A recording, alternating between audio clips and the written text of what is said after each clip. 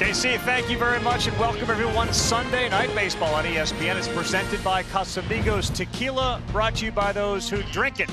Thank you, George Clooney.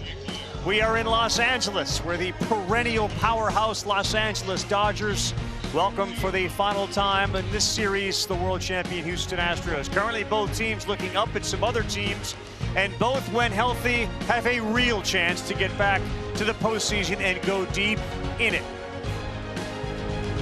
That guy will wear a microphone tonight for us, Jason Hayward. What a resurgent year he's had after being thrown aside by the Chicago Cubs. And speaking of resurgent, J.D. Martinez, among the best when it comes to slugging. You know, we've long been told it's good to be king. You have the kingdom, the castle, the whole crown thing. But is it that great? Everyone's always trying to take it away, and it's true in baseball. Look at these two, the Astros and Dodgers. Houston has laid claim to the West the last 5 times a full season has been played. The Dodgers have won the division 9 times in 10 years. Virtual ownership. But this season, they know there are some new threats to their thrones, not sheriffs. Houston is being attacked by its neighbors to the north. Those Rangers rolling like thunder all year. There is a threat from the West, King Shohei. His Angels have built a much stronger army this year. The Dodgers have found gold forever out here in the hills, but the new currency is diamonds. The district is Arizona, mining gems like Corbin Carroll. They've arrived sooner than expected, and once again, you can hear those giants making a lot of noise and casting a large shadow up north. A lot of time for the Dodgers and Astros to fortify the forces, but Shakespeare's voice can be heard loud and clear. Uneasy lie the head or heads that wear the crown. All right, we got our king, David Cohn, right here, and of course, Eduardo Perez. Buster Olney will join us in just a little bit. Let's talk about these two teams, both when healthy, really good. The offenses can be great. Right now, it's really the pitching for LA, but the offense throughout the course of the year has kept them where they should be. Yeah, exactly. And when you look at the top of the order of the LA Dodgers, you have Betts right there at the top, and he sets the tone for everything that happens after that. Freddie Freeman's been consistent, looking for that 2000th hit. He's been the guy that has to get it going. But the Dodgers, comparing to the Houston Astros right now, are just a better offense, and especially when you don't have in that lineup Yordan Alvarez. Right. He is the best player that they have offensively. He's still a leader in so many categories. Since he went down June 8th, you see right there those numbers. They need to have better representation of their guys, and Dusty Baker told us earlier, the way for us to win games, we have to win differently. We have to run bases, we have to be more aggressive, and if we're able to do that, we should be in this game. A little more pressure on the pitcher, Hunter Brown, and the catcher tonight, Martin Maldonado. But it has been the pitching for the Houston Astros, especially their bullpen, the Dodgers bullpen getting better. Let's talk about the contrast in starters tonight, Hunter Brown and Tony Gonsolin. Yeah, I mean, both of them are excellent pitchers that just get it done differently. Hunter Brown, a young flamethrower, right? He averages about 96 miles an hour on his fastball. And, of course, Tony Gonsolin is a guy who really is a mix master, mixes it up, a true 4-pitch pitcher, and really a good splitter. When he gets in the position to use that splitter, it both drops off the table and has a little side-to-side movement as well, so almost a 2-plane breaker. And then, of course, the young kid, Hunter Brown, everybody's thought, you know, okay, this kid's going to replace Justin Verlander. Well, that's a little bit unfair to put on him, but nonetheless, yes, he's got the goods. It's going to be fun to watch him pitch But tonight. if you're going to be compared to somebody, why not be compared to a guy like Verlander or some others that have worn that Houston Astro uniform? We will have Buster join us. Hey, if you like ground balls, you'll be able to see Mookie Betts play second base tonight. Sunday Night Baseball, presented by Casamigos Tequila. It's brought to you by those who drink it. The first pitch from Los Angeles on a gorgeous night coming up.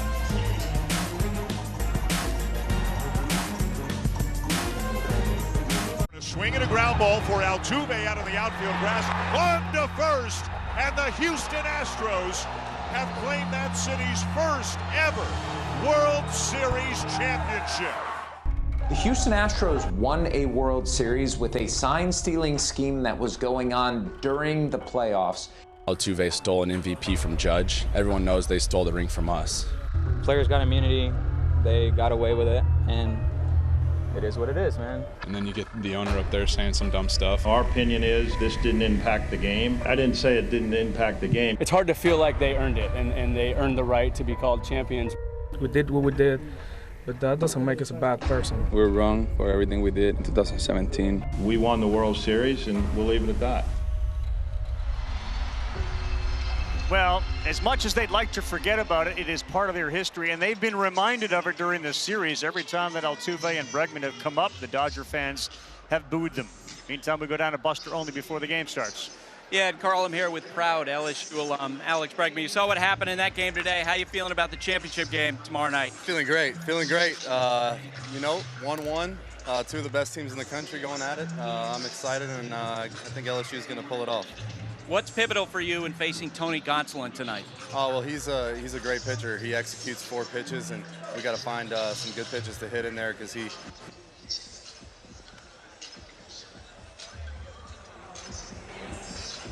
All right, Buster, thank you very much. The key was find good pitches to hit. Gonsolin will try to keep this ball away from the middle of the plate. Starting lineup looks like this, and it's a little different, obviously. Dubon will lead off, Bregman bats second, Tucker, so there's no Altuve and no Yordan Alvarez. Jeremy Pena's hit second a lot for this team. He's down in the 6th spot. Myers, Maldonado rounded out. Gonsolin is on the mound, and boy, his record at Dodger Stadium is like 20-3 the last couple of years. He's really hard to beat here. He's coming off a start in which he did give up 7 runs. Well, yeah, you can see his strikeout rate a little below average and walk rate a little above, but here's how he does it. When he's right, you see that 38 inches of drop, 5 more than average, and then you contrast that, they both come out of the same window. The 4-seam and the splitter both go down and have side-to-side movement, vertical and horizontal on both of those pitches. So Gonsolin gets on the mound. Michael Busch is at third base. Miguel Rojas is at short. Mookie Betts, second base. Freddie Freeman, 2 hits shy of 2000s at first. David Peralta's in left. James Outman in center. Hayward is in right. And Will Smith will do the catching. So we are set for Mauricio Dubon to start things off. And he hits the first one on the ground. And Rojas across the diamond, and 1 pitch, 1 out. We may see some aggressive approach from the offensive players given the time of day, right? Early on in the game, yes. There's no shadows to deal with as you hear the boos. Is Alex Bregman coming up, and that's something that's been going on the entire series, but you have to be aggressive early, look for your pitch, because at bat 2 and 3 could be very difficult. And Gonsolin's first one to Bregman, who recently got a hitting tip from his former mate buddy Brian McCann. Said keep that front left elbow up more, and since then he's hit a lot better with a little more power. Had a grand slam. That's outside from Gonsolin. Subtle little things like that, Eddie, can make a world of difference. A world of difference, especially when you have a really good eye at the plate. Ha! High curveball in there for a strike.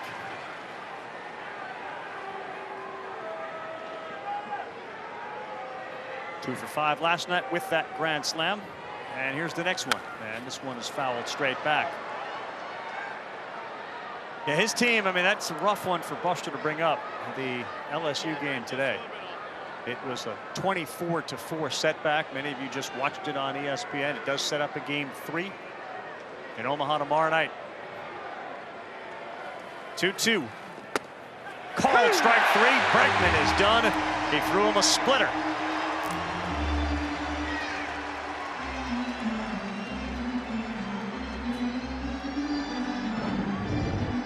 Little backdoor splitter in the upper left quadrant. Do you get the call? Yes, he does. You can see the grip. Corkscrew spin. Did it get back? Only one guy's opinion matters there. That's right. That's the home plate umpire. Here's Kyle Tucker, the 3-hole hitter. 10 homers, 42 RBIs. The first pitch is high and away. Quinn Walcott is that guy calling balls and strikes tonight. Strong season for the right fielder Tucker, and amongst left-handed hitters, one of the best.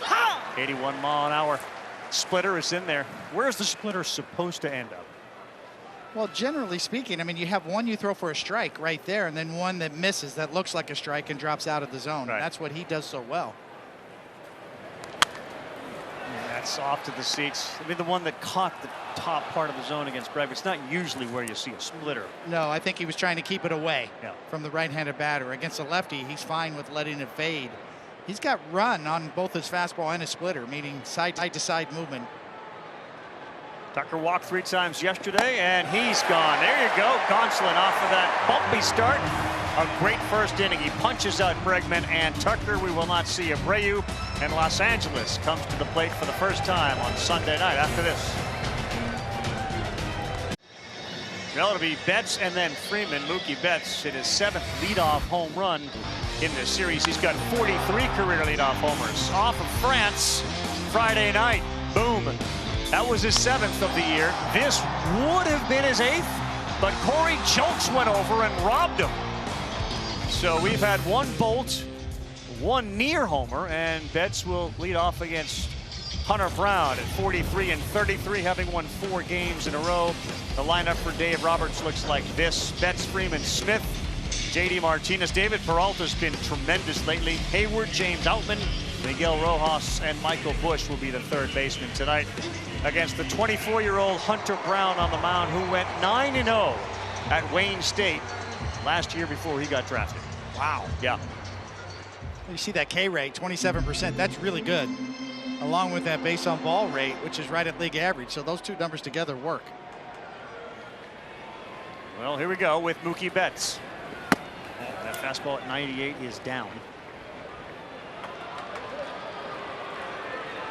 It's the 2nd time. So yesterday at the College World Series, and I went back to the Pirate game. That was Johnny Cueto on the mound, who dropped the ball right before the game started. That led everybody to start chanting Cueto. Well, Hunter Brown just saw that ball get dropped and drew a chuckle from the crowd here in LA, and he's behind 2-0. You ever have that happen? Like just drop the ball, kick it a little bit? Oh, when I was trying to scuff it, yeah. Mel Stottlemyre taught me that trick. Appreciate the full disclosure. Here we go. Betts, deep left center. Did he do it again? Yes, he did. Wow. 2nd time in the series, a leadoff homer and very nearly a hat trick. Were it not for Corey Julks, it's 1-0 Los Angeles. This is what Mookie Betts has done all season long. You can see the numbers right there at the top of your screen. It's not only just leading off a game, it's leading off an inning. That's his 10th home run this season. Most in Major League Baseball when leading off an inning. They like him at the top. He likes being at the top and gets in a hitter's count. Such good balance, ready to hit from the get-go as a 2nd baseman.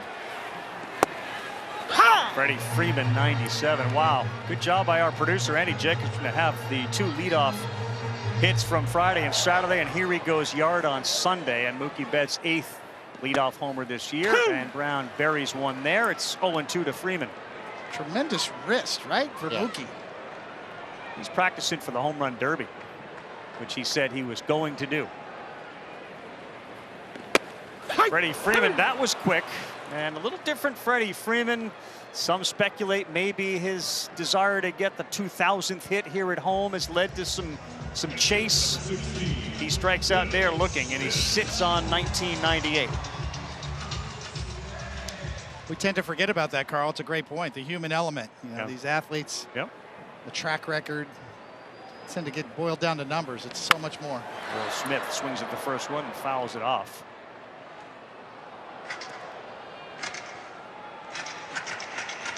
$19 homers for Mookie Betts on the year, 46 runs batted in. And while he may not run as fast and has taken a step back that way, no other part of his game has been really diminished at all. And the versatility, he'll be at 2nd base.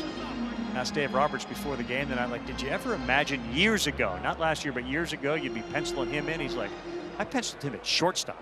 No, I'm not shocked, but yes, never would have thought about it years ago. And we've also had this conversation before about outfielders leading off innings and having to make the adjustment because of the time now to get into the plate, getting ready. Mookie having to play 2nd, he actually has more time and is actually able to catch his breath a little bit more. So it helps him offensively.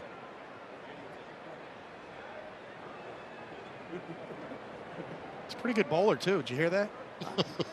We've grilled him on a lot of things, and yeah, bowling, basketball, golf.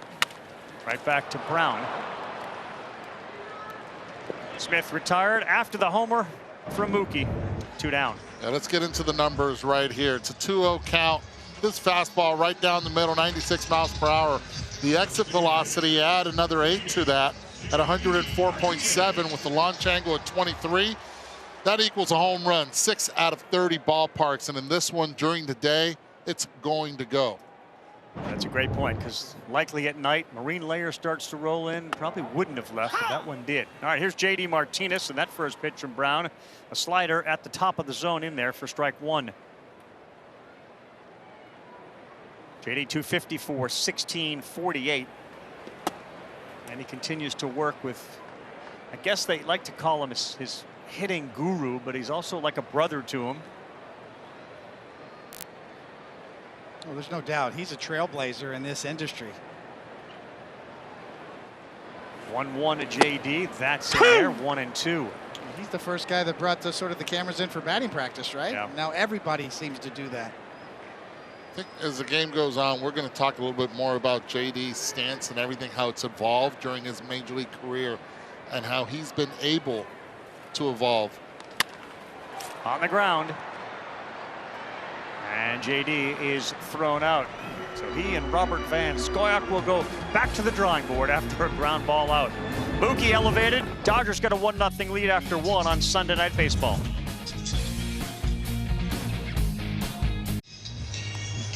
So Mookie now 8th career when it comes to leadoff homers, and a lot of things happen before the game to set yourself up for success during the game. Buster asked a few guys what they do.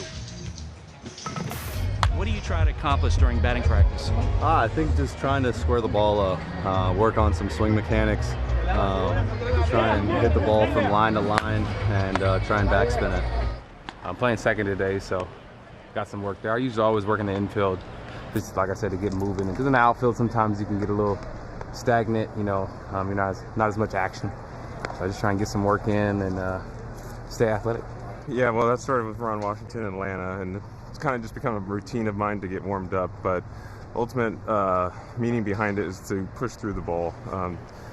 Sometimes you can catch the ball into your body, that creates more space for that ball to do something crazy. So it's more of just to remind my hands to go through the ball and try and take the extra hop out of it. 3 of the best players in the game, Coney. You don't just show up at the ballpark, you know, go out there and do your job. Jose Abreu elevates this one to center field, and James Outman had to move about 3 feet to his left, and Abreu, who is hitting it harder, but he's also striking out more, flies out to center. That's kind of that old Little League saying, right, with Freddie Freeman there. Don't let the ball play you. Yeah. Go get it. Get through the ball.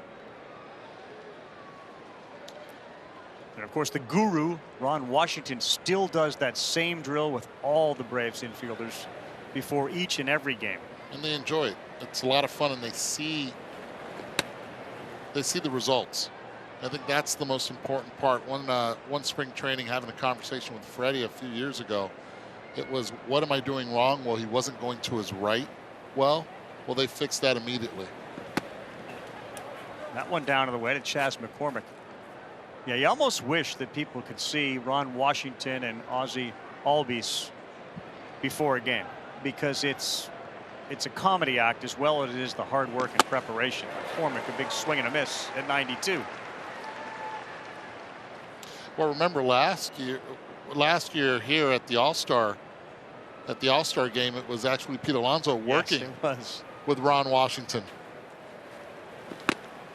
And guys, in Mookie's case, his defensive preparation and his defensive position might have something to do with his offense.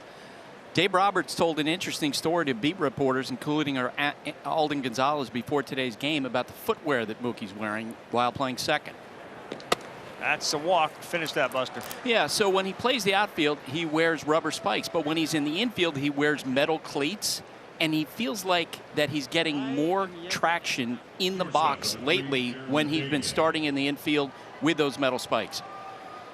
Wow, so a conundrum for the manager. That is interesting, especially in the batter's box.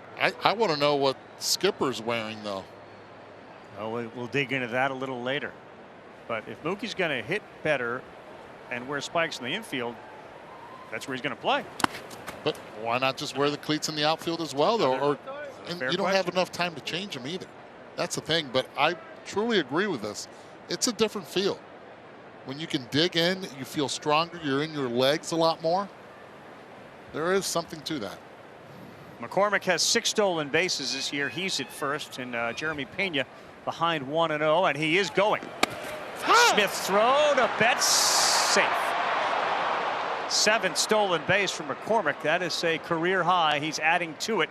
6 was the career high, now 7, and in scoring position. Watch the tag here on Mookie, almost looking like El Mago. Javier Baez letting the ball travel, putting down a quick tag, making it a lot closer than what it really appeared to be from our angle. Yeah, good jump. He really got that off of Gonsolin. Yeah, he did. And Mike Petriello, who does a tremendous job doing some digging and some research for us. And that ball is smoked to left center field off the bat of Pena. Forget about it. Jeremy Pena halfway up the bleachers and left. His 9th, and just like that, Gonsolin and the Dodgers are down a run.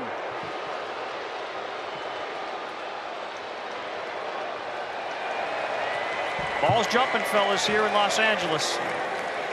Ball is definitely jumping. Comes in with a 401 slugging percentage, hitting 249. The ball comes right back to the Dodger Stadium field. But Jeremy Pena, this is the guy that we got used to seeing hitting breaking pitches in the postseason last year. He left it out over the plate. Tony, you talked about it earlier about leaving pitches out over the plate late in counts. That get me over 82-mile-an-hour splitter right there. Corey Julks is the designated hitter, and there's a fastball right down the bottom of the zone for strike 1. Pena's now hit safely in 10 of his last 12 games. That's a great sign for the Astros without Alvarez.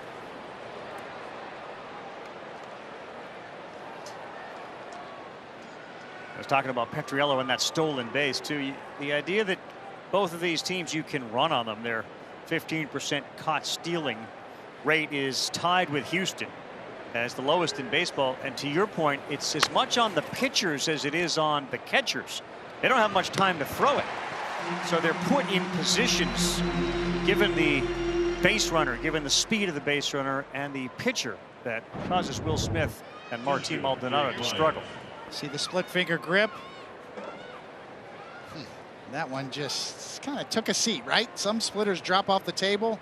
Some of them pull up a chair. That one pulled up a chair. Yeah, until it was thrown back on the field, but it did try to pull up a chair. With wings on it.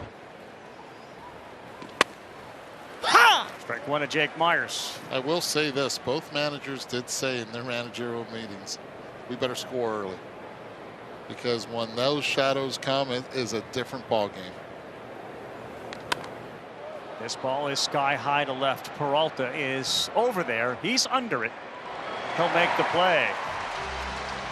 Couple of long balls. We got one from Mookie and one from Pena. It's 2-1. Bottom 2 coming up.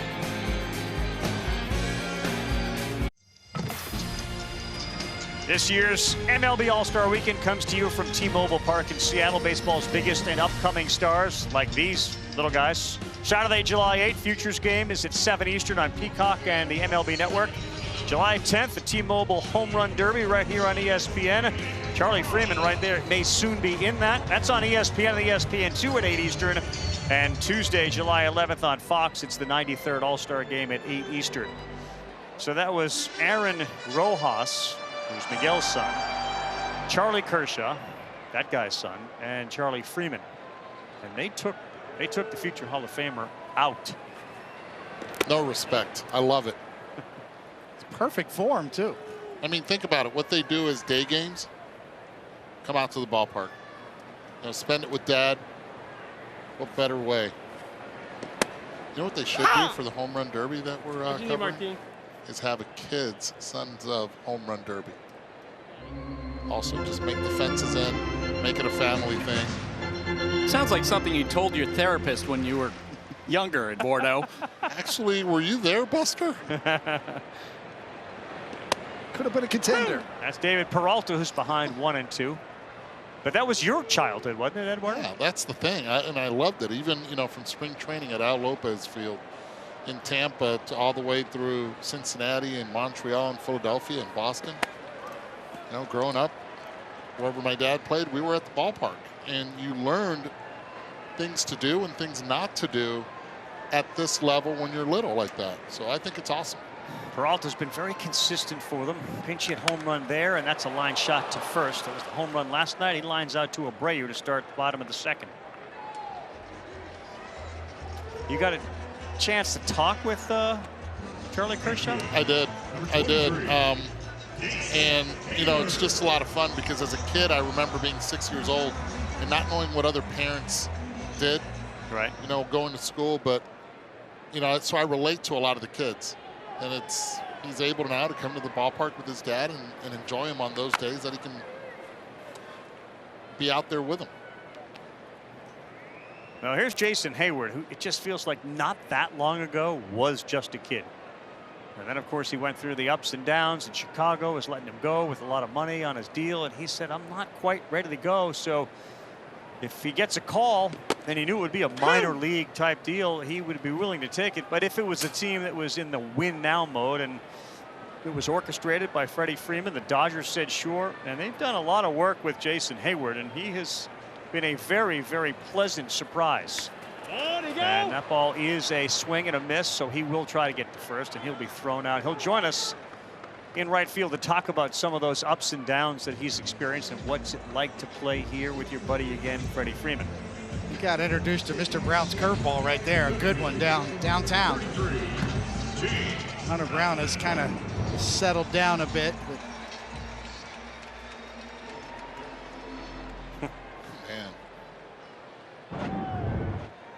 Kind of a rude introduction. Yes.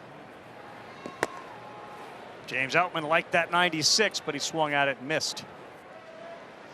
So you got a knuckle curve at 84, and then you see that fastball blow by you at 96.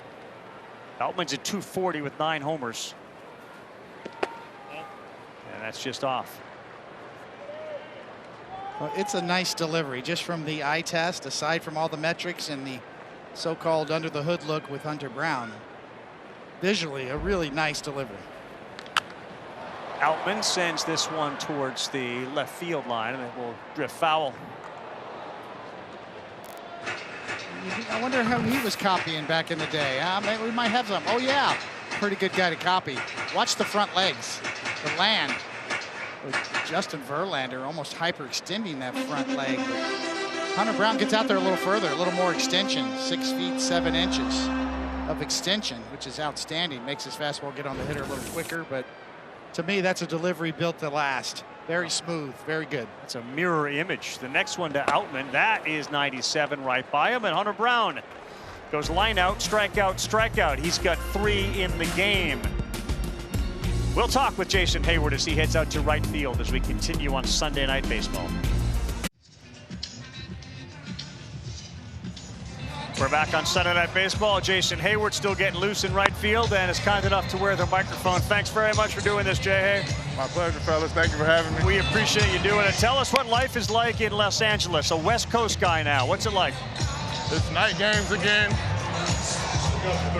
We finally got a good stretch of sunshine, but you pretty much know what the weather's going to be. Beautiful at BP, and then early in the year, cool off a little bit later during the night. But awesome. Great weather, great fans, great culture here at Chevette Ravine. All good, it sounds like. Was it a big adjustment for you? No.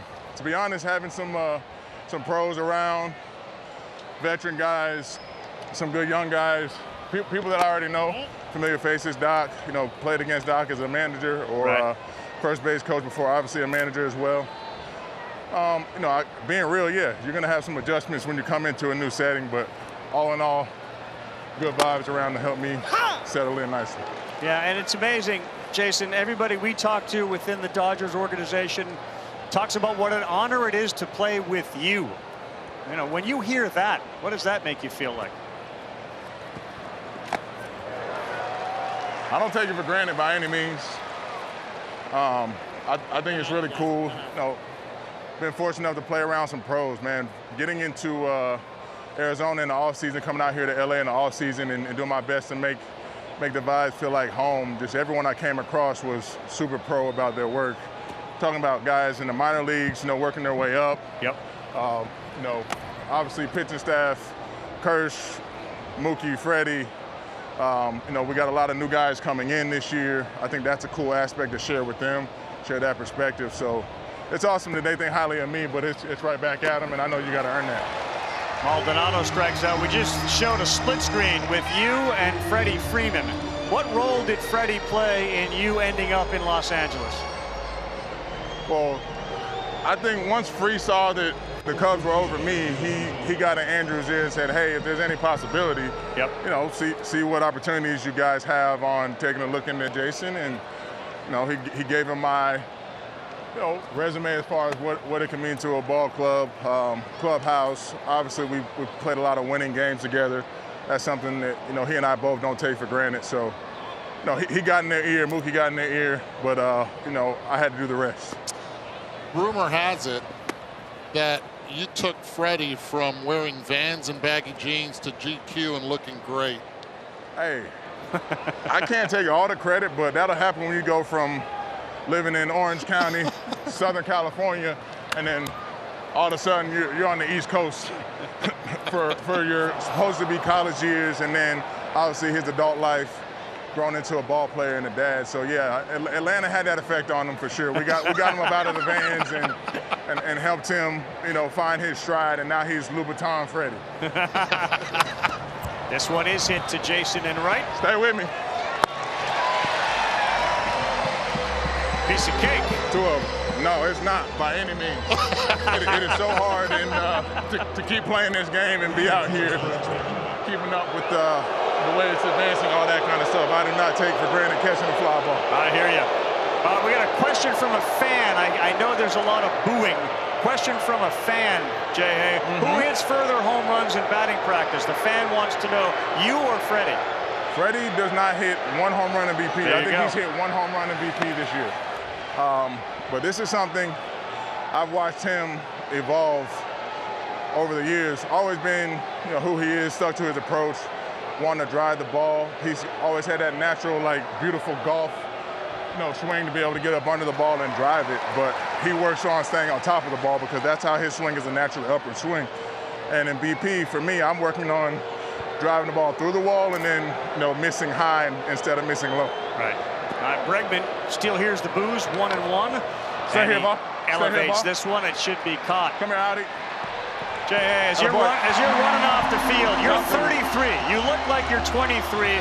For the people at home, what's the secret to the success? How do you stay in such great shape? Hey, marry someone who wants the best for you and brings the best out of you. My wife, she keeps me younger, and so does my son, Messi. Get better with time. Yeah. You're the man. Thank you, Jason, very much. Thank you, fellas. Appreciate you. Appreciate you.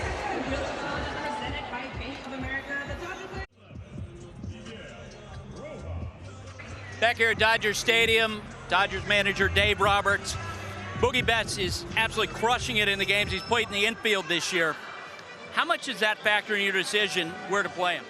You know what, it clearly gives us more options. You know, obviously he's a multi-year Gold Glove winner in right field, dominated that position, but to have the flexibility to play him at second base, shortstop, I just don't know of a guy in baseball that can do that and still play at a high level. All right, speaking of shoe game, you're bringing it today. Explain. Hey, Buster, I'm bringing it, man. My shoe game, my son wanted me to tighten up my shoe game, the players. So I got these Nikes on there, like the Jackie Robinson edition. So I'm going to do you a little favor. I'm going to take them off for you. And it's got the 1947 when Jackie broke in. My other shoe had 56 when his last year. And it's got the 42. It's got the stitching. It's got the rubber here. It's got Change the World on the laces. It's got the Brooklyn Bees. So I think my shoe game is on point right now. What do you think, Buster? I totally agree. Carl, back to you. All right, man. Thank you. Yeah, that is a Louis Vuitton shoe game right there. Slip-ons, too, no less. That's a guy that just kind of gets everything, Dave Roberts. Manager of the Dodgers, and there's a foul ball off the bat of Miguel Rojas. Of course, Dave Roberts went to UCLA, and as we think about Omaha, it wasn't that long ago that UCLA was winning College World Series titles. By playing the outfield about 15 feet behind the infield, that was when we moved down to what was then TD Ameritrade. You couldn't hit a ball. Today, 24 runs in game 2 and a 24-4 win by Florida over LSU, which sets up a winner-take-all game 3 tomorrow night at 7 Eastern time. One of his big regrets, not getting to Omaha.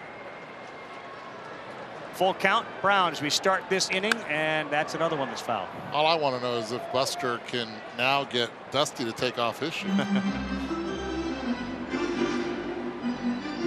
Well, at least one thing we do know is Dusty has new wristbands on. Yep.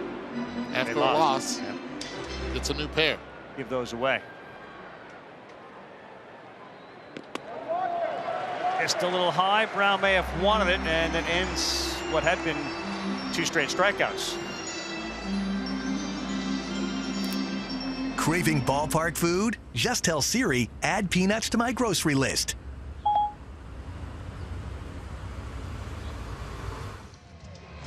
Great to hear the perspective of Jason Hayward, guys, and all of it from the impact that the guys around him have had to the impact his family has on him. That's a high one to Michael Busch, the 9-hitter. When you think about what he had to deal with, though, I mean, the Cubs basically said, we're kind of done. You know, we're going to let you go. And since 2019 with Chicago, when he had 15 homers and a 685 plate appearance, you kind of understood it. It wasn't going the right way, but they did a lot of things with Hayward when he got here, mechanically included. Well, I think a lot has to do also with Jason putting in the work in the offseason and going down to Arizona, having to work with Aaron Bates, with Vance Goriak, the same with Robert, and just putting in the work and believing in what they said and said, okay, let's try this. Let's be more on my legs. Let's get away from the plate. Let's make those adjustments, because you can have a great hitting coach, but if you're not listening and you're not willing to change, it won't work. It's a great point. I mean, we all know he's such a high character guy. I mean, outs above average. He's off the charts on character. Yes. But you need something tangible. You got to produce, and he's getting that again. Throw behind Rojas at first, who's got 5 stolen bases. Second time they've kind of thrown over there to keep him close. And Busch is behind 1 and 2. James Outman, who Freddie and Jason have taken under their wings, talks like reverentially about Jason Hayward and the impact he's had on him. The 1-2. It's outside 2 and 2. You just listen to the voice. It's like James Earl Jones. Like whatever he says, I'm going to listen to.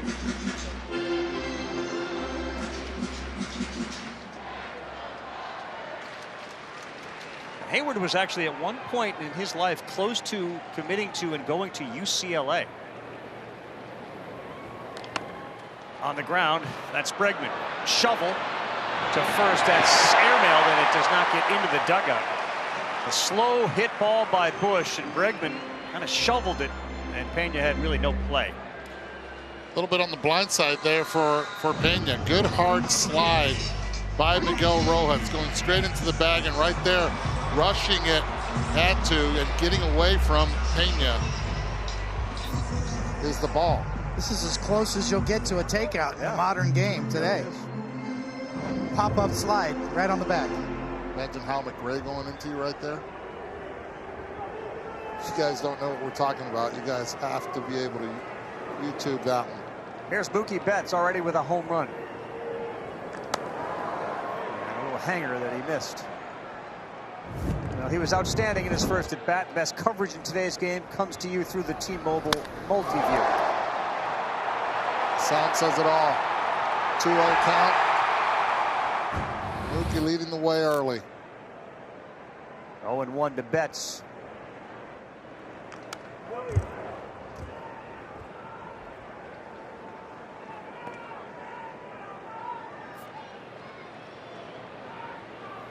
You're in a little bit of a battle right now, too. Springer starting to hit more leadoff homers, but when you look at most leadoff homers before July in a single season, Mookie is 1 behind Springer, who had 9 in 17 with Houston. And this one is on the ground. Bregman stayed down. This should be 2. And regardless of the shoes Mookie Betts is wearing he's going to hit into a double play when he hits it that hard off the bat. Bottom three's in the books. We're racing to the fourth. Here at Dodger Stadium with Dusty Baker. Caught you watching highlights of the teams you played on. Well, I was watching highlights of Davey Lopes. He's one of the best base runners that I've ever seen. I mean, this guy, he couldn't throw him out, and his knowledge of the game is unbelievable. All right, what have you seen in Hunter Brown so far today? Well, so far it looks like he has, good command of his fastball, and that's where it starts. And that sets up everything else. So, he has good demeanor, good tempo, and I like what I see. Jose Altuve out of the lineup after 3 hits yesterday. What's going on there? Well, like when he hit first base in his extended bases, he jammed his heel jumping at the bag, and so he has a bruise in his heel. So he'll hopefully be good in a couple of days. All right, Dusty, thanks. Right. Carl, back to you. Thank you. Splitter there and a swing and a miss. Yeah, so Altuve a heel issue, and there's no Chris Taylor available. The Dodgers have put him on the IL. He's got some knee pain that just isn't getting better, so he goes on the IL for the Dodgers. Tucker 0-2 does not offer at that. You look at Tucker's season this year, career low in strike percentage and a career best walk percentage, and you talk about his hot zone, everything in. Loves the ball in. He got one in and he fouled it off of his foot. Ankle area, so he's gingerly get up.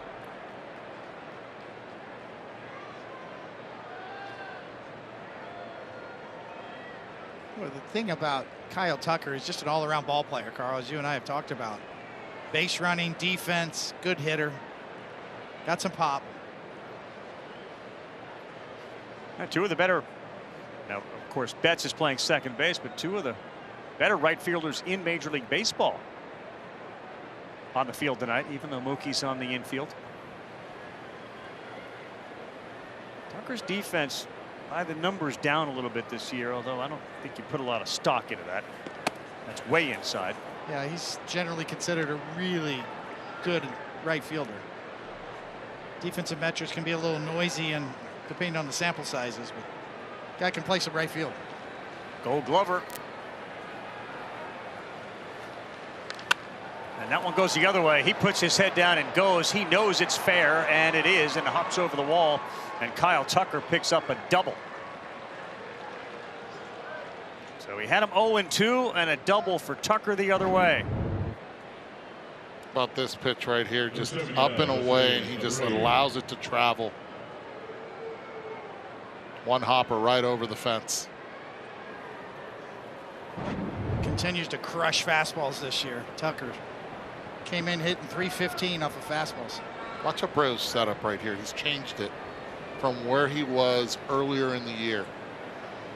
On purpose, more weight on the backside. That ball to the gap, and it is smoked. Is it high enough? Sure is. Jose Abreu appears to be back. A two-run jet that just took off, his 5th of the year. 2 more runs for Houston. And this is the Jose Abreu that we were accustomed to seeing with the White Sox uniform. It's taken him a while to get used to this Astro uniform, but now since he's been working with Alex Cintron and the way he sets up at the plate, get that back leg in there, he's more balanced throughout.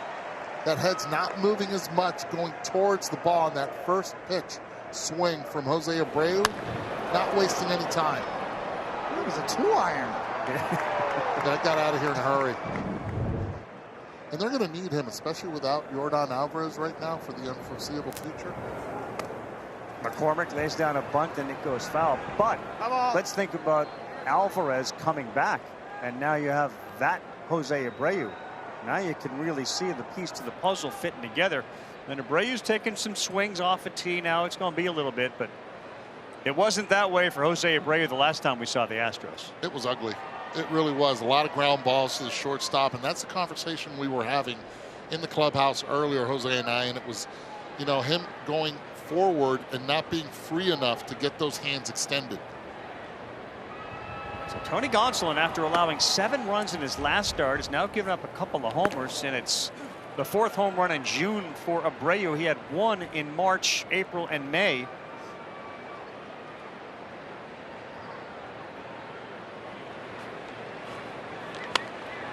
McCormick sends this one sky high. Mookie Betts. One down. Carl, to put some. Go ahead, Carl. Number 3. What's the splitter again? Second time already the splitter's been victimized in this game.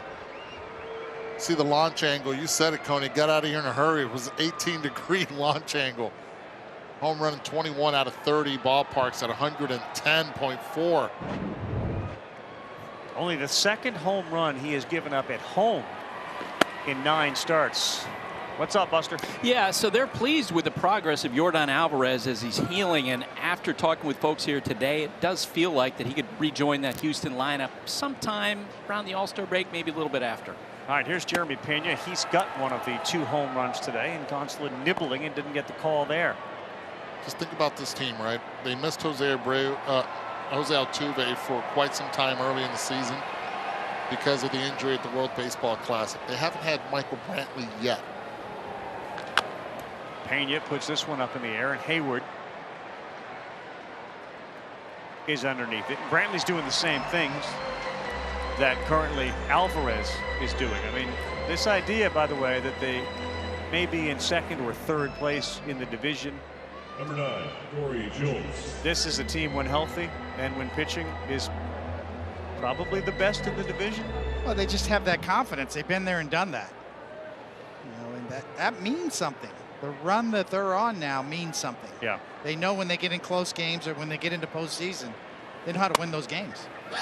And this is a getaway day, and when we've had Dusty on Sunday night, he's one of those managers. I'm sure others feel the same way. But that getaway day victory takes on some significance. It's important to him. He doesn't like having the team get together, get on a plane, having lost. Especially with the day off also. Yeah, he's going to be fishing tomorrow. He doesn't want that in his mind.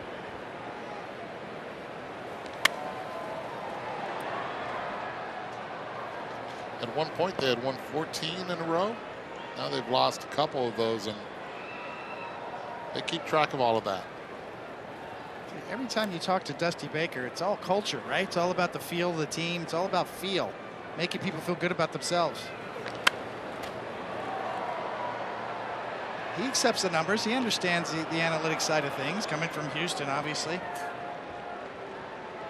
He knows that he has a whole analytics department that's going to give him all the information he needs, but he's more concerned with the human element, the heartbeat in that clubhouse, and how to pump guys up. Jelks, center field. Altman was back. Now he comes in and he watches his shortstop range over and get it. They got the analytics covered. Somebody's got to represent the field side.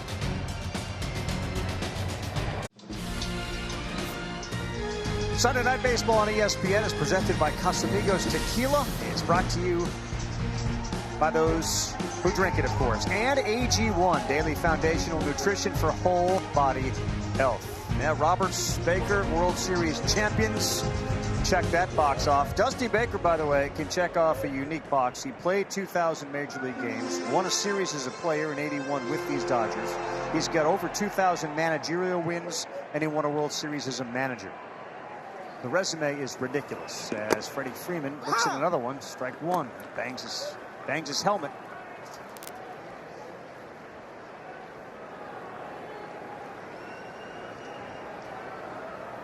They get into a shift, or as much as you can, against Freeman, who has made a living going the other way. It's high. When Dusty makes a Hall of Fame speech, can you imagine the stories that are going to be in that thing? Because it feels like he's known everybody. Yeah. How about being an editor of that? You can't let Dusty walk with the speech that he comes up with. Freeman, center field, look at the wall, and just before the wall, Myers is there to make the play. Great example and a great look at a center fielder who went up, saw that ball, and then looked at the wall and realized, I got space to make this play. Dodger Dogs, everybody, and listen to every MLB game live or on demand with At Bat Plus. Watch all minor league baseball and live look-ins on MLB Big Inning. No blackouts. Visit MLB.com/atbat for the details. Strike one to Will Smith as Brown pitches with a 3-run lead in the bottom of the 4th.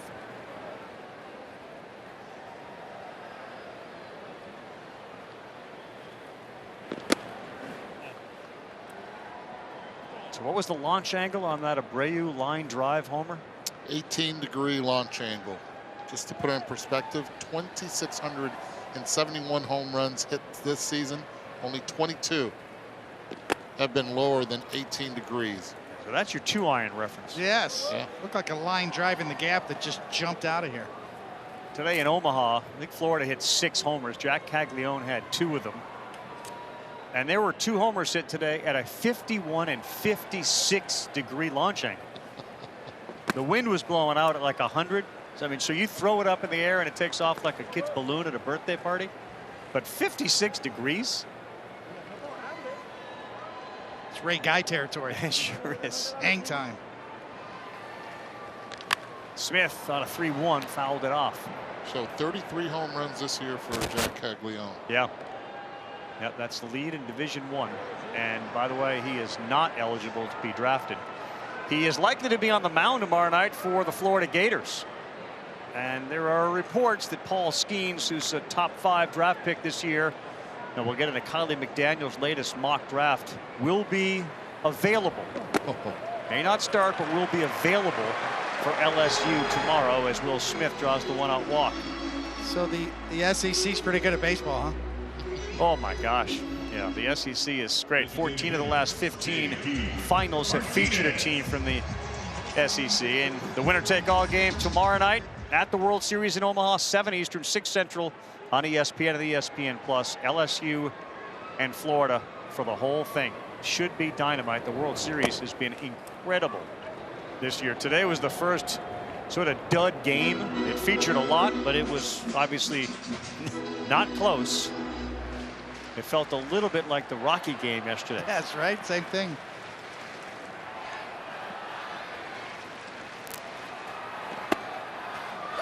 Strike there to J.D. Martinez. That's it right there, J.D. This is where J.D. has been very good this year, is hitting the fastball. 7 home runs already that have been pitches of 95 miles per miles or higher. He's been able to catch them. It's because of his bottom half. It's been activated again. That stays away. J.D. 1 for 7 in the series. He needs 2 homers to get to 300. Magical mark for J.D. Martinez. Of course, started his career with the Astros. Boy, did he turn things around. Watch out. Well, it's all the work that he put in, right? Because he was a completely different hitter as an Astro than what he is now. Watch back 11 years ago. He would be a 2-part hitter. Bottom half would go first, then the top half. The hands were completely different as well.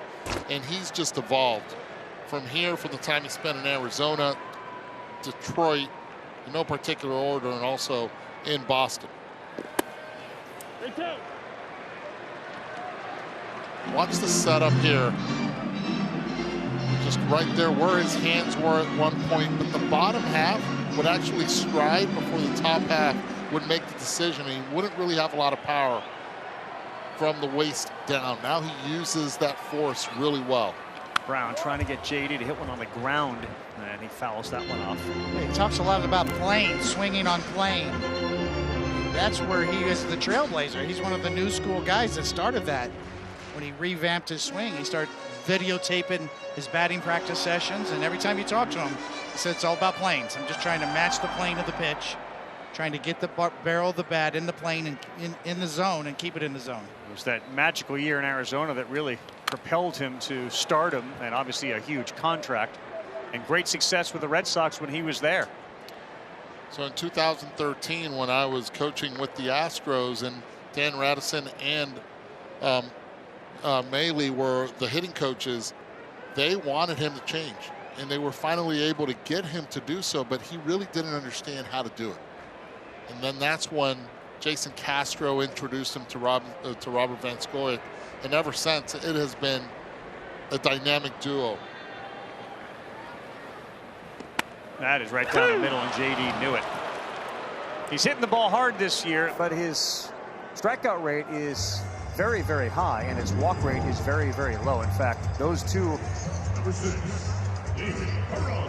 are in contrast with what happened from 14 through this year. 2014 was the breakout year, and his strikeout rate was way down and his walk rate was way up. It's kind of reverting back to that prior to 14. So 2 down, and a swing and a miss there from David Peralta. Well, I was talking about visually how Hunter Brown looks. Yep. The old school term is easy gas. Yes. He's not efforting to throw the ball in the upper 90s. It's just coming out of a really fluid delivery, and the ball just jumps out of his hand.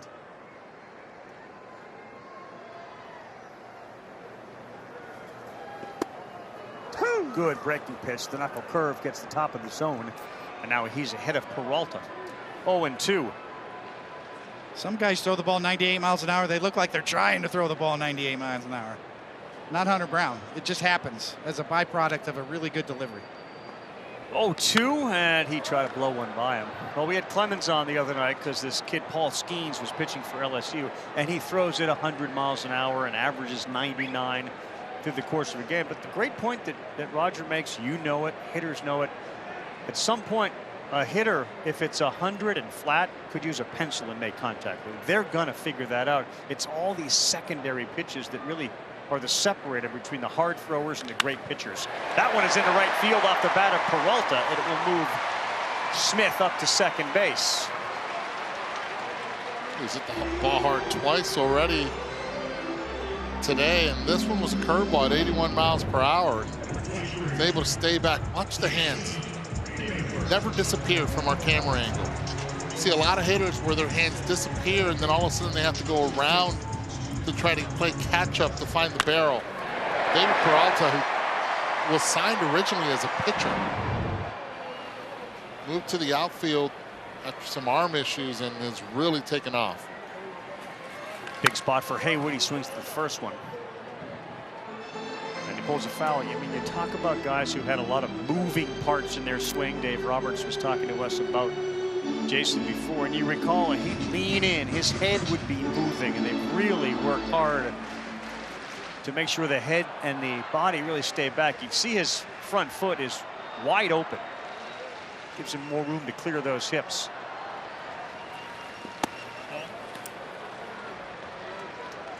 Is that what you would see, Eddie, as a hitting instructor with Haywood? Yeah, really quick twitches as well, and one of the big issues that he had was also that top hand of his. It would actually take over the barrel. And when that happened, he didn't know where that barrel was. He couldn't attack the baseball the way that he wanted. But being away from the plate has actually helped him buy time. I mean, if I'm on the mound right now, I got to throw another curveball down in the dirt. He struck him out the first time. Absolutely. Just swung through another one, so don't overthink it. 25th pitch of the inning for Hunter Brown with 2 on and a 1-2 count to Haywood. Stayed alive, and he did do just that. One thing that Joe Madden told us when he managed Haywood with the Cubs, he's like, what he was a really good high fastball hitter. And he didn't care if it was a righty or lefty on the mound. If they had a good high fastball, he wanted Jason in the game.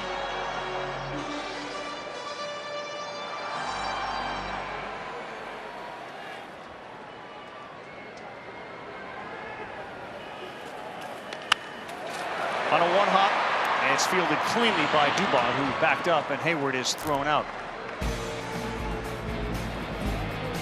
End of 4. Houston's up 4-1. This is Sunday Night Baseball. It's on ESPN, presented by Casamigos Tequila, brought to you by those who drink it. And wrapping up what has been a phenomenal day of baseball, wall to wall on ESPN. And we will continue with the baseball. The upcoming MLB All-Star selection shows on ESPN and the app. The American and National League starters Thursday, June 29th, 7 Eastern Time.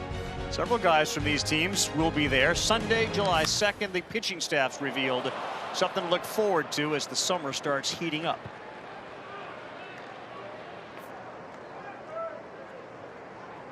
That is a base hit. Number 15, Martin Maldonado. Jake Myers aboard.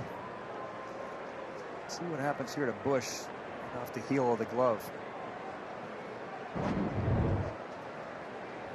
They got some encouraging news. Max Muncy's coming back on Tuesday. He was out here hitting, running And the runner goes right away, and Will Smith will throw down. Betts slaps it on, safe. Mookie looks at the second base umpire, and then he looks into his dugout. Jose Navas was there to make the call. And maybe a conversation. Maybe Jake said, yeah, I know I'm Mookie. I'm pretty sure I got in there. Yeah, watch where he slides.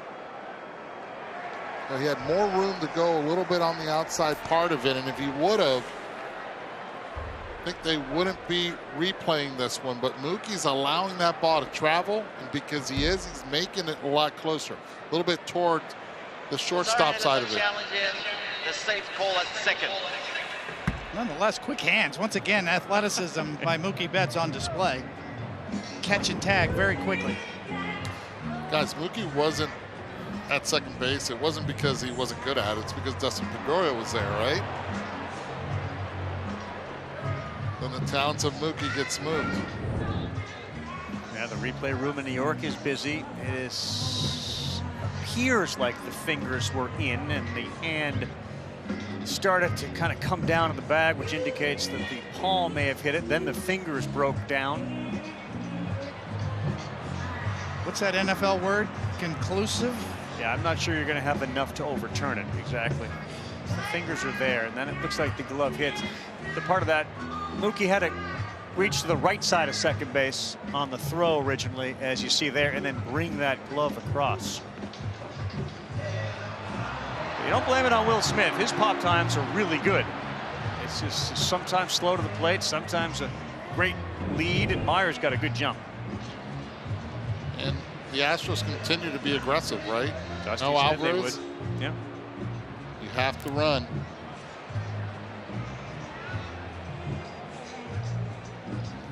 That's the behind-the-scenes peek at the review room in New York, and you can see that upper left. They get a variety of After angles. review, the call stands. The runner is safe at second. Los Angeles will lose their challenge.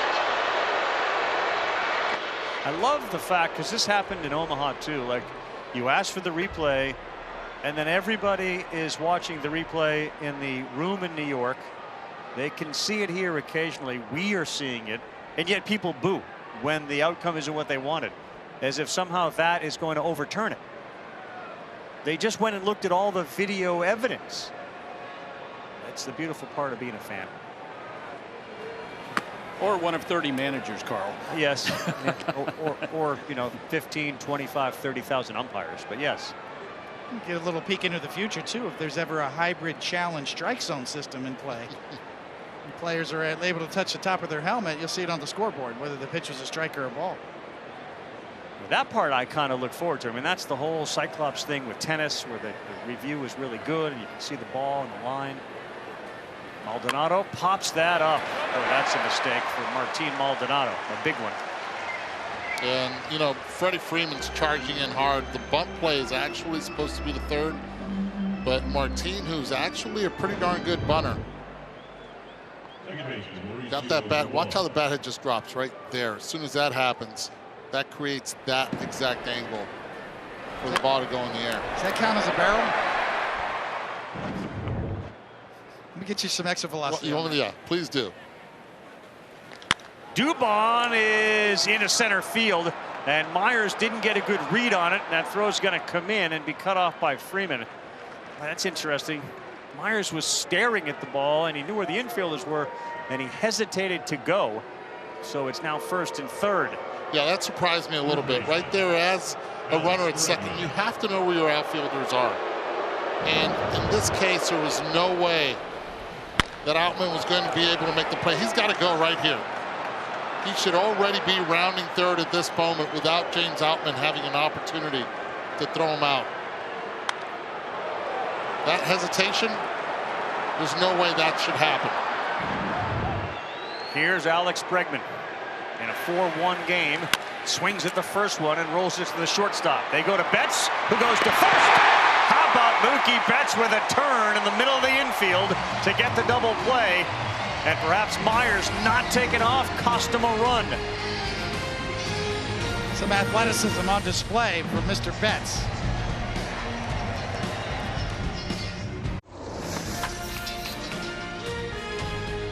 Well, some have suggested maybe Mookie Betts just needs a new challenge, and his turn for an outfielder at second. Granted, he's got a great arm.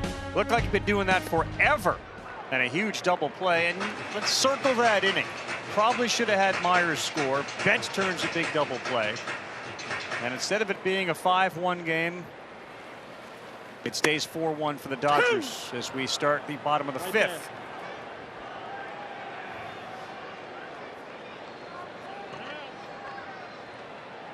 And we ask all those conversations and around baseball, who's the best base runner out there? And a lot of people say Freddie Freeman.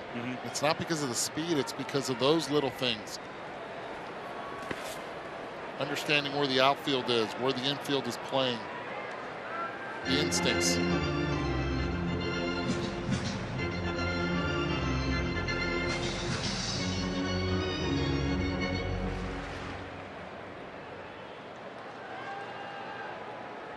Brown to Outman. And another ground ball. He is a strikeout, ground out pitcher, and he gets another one there.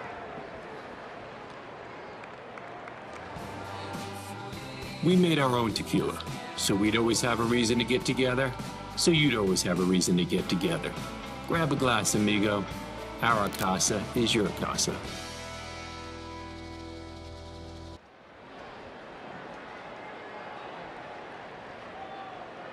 It's Rojas and then Bush. And that's high. And remember, it's brought up by Ivan Sulkowski, who rejoins us here in the booth. Jots down on a little note card. Remember Freddie Freeman, you're talking about him, Eduardo. He scored from first when he was mic'd up in the spring when he saw that wind and the pop-up. His ability to read weather conditions, let alone where the defenders are playing, is a sixth tool. It's a big one. One that definitely does not go unnoticed by the coaches and the front offices. That's going to go to the seats. So you got Jason Hayward helping Freddie Freeman kind of glam himself up. Like, what role did you play on your team, or who helped with that? You know, and you've been on a lot of teams that had some style. Well, when I first broke in with the Mets, yeah, it was Ron Darling. He took me out and said, "You can't wear that on a charter plane. Come on, let's go shopping, kid." What were you wearing? I had no clothes at all. So when you go shopping, how does that work? Because it's not like you're taking them out and you get left with a tab, or do you? Start with a navy blue blazer. It goes with everything. Standard, yeah. That's what Ron Darling taught me. Standard. Here, kid, here's a navy blue blazer. We'll start right there. Mix and match from there. No linings on the inside or anything. Did that come later? No, that came later. And after Darling, I mean, did you kind of get picked up by other guys who said, "Hey, David, the blue is nice, but we got to," I mean, look at you tonight. I mean, you're sporting a sharp look tonight. You know, the game has changed a lot. Now we're into load management and comfort, and guys have sweatsuits they wear on the charter flights. Jumpsuits, I read that. Yeah, jumpsuits. You know, we used to have to wear a suit and a tie. Right. Represent. Rojas, this one might be playable. Shielding the sun. Tucker, tough play, and he makes it. George Steinbrenner, the late great owner of the Yankees, wanted us all with navy blue blazers and a little prep school emblem with New York Yankees logo on the pocket. And a white mock turtleneck. So he supplied that? He would supply that? You want to go and get your MLB gear, you can suit up by going to MLBshop.com. Largest selection of caps, t-shirts, collectibles, and more. It says nothing about Blue Blazers. Gear up with your favorite team at MLBshop.com. I see an opening. David Cohn line of Blue Blazer. Love that. A little personality always works. In the blue blazer. 2 down, and now you can begin to see some of those shadows that we talked about creeping their way. The light stanchion now covers the mound. You know, and if you came to Dodger Stadium tonight, and there are still seats available, you got the first base side basking in the sun, and the third base side all in shade. Right by Michael Bush.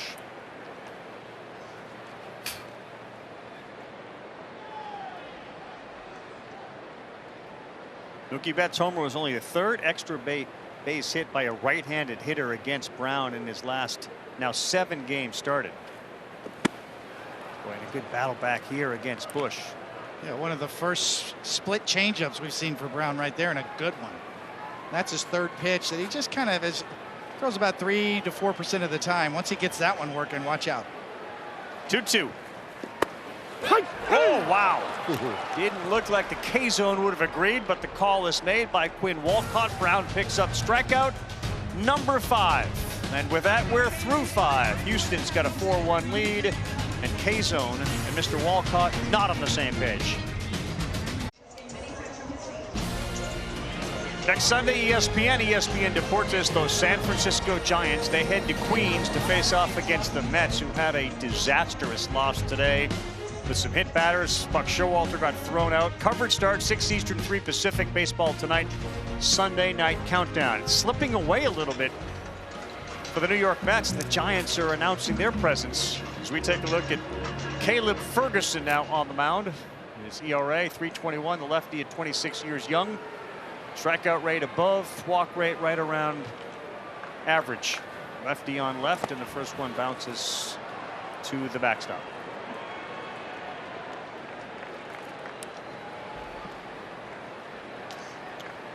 Only 61 pitches for Gonsolin in tonight's game. Yeah, he's never thrown over 100, but 61 after a 7-run outing. He gives up 4 and a couple of homers here. I got about half ball. You're hitting off Ferguson. You have to be thinking middle up in the zone. Think up. Loves to throw the ball there, especially that 4-seamer. That's hit hard. Seriously. Great play there at shortstop. Miguel Rojas slid, stood up, and had time because that was smoked off the bat at 102 miles an hour. That's the one thing that Miguel Rojas has always been able to do, play the position extraordinarily well. Watching a lot of the Marlins games in Miami, this is a staple. He was able to always go well to his right and to his left. Gets down low to be able to read the hop and make a perfect throw over to Freddie. Jose Abreu aggressive on the first pitch, fouls it off.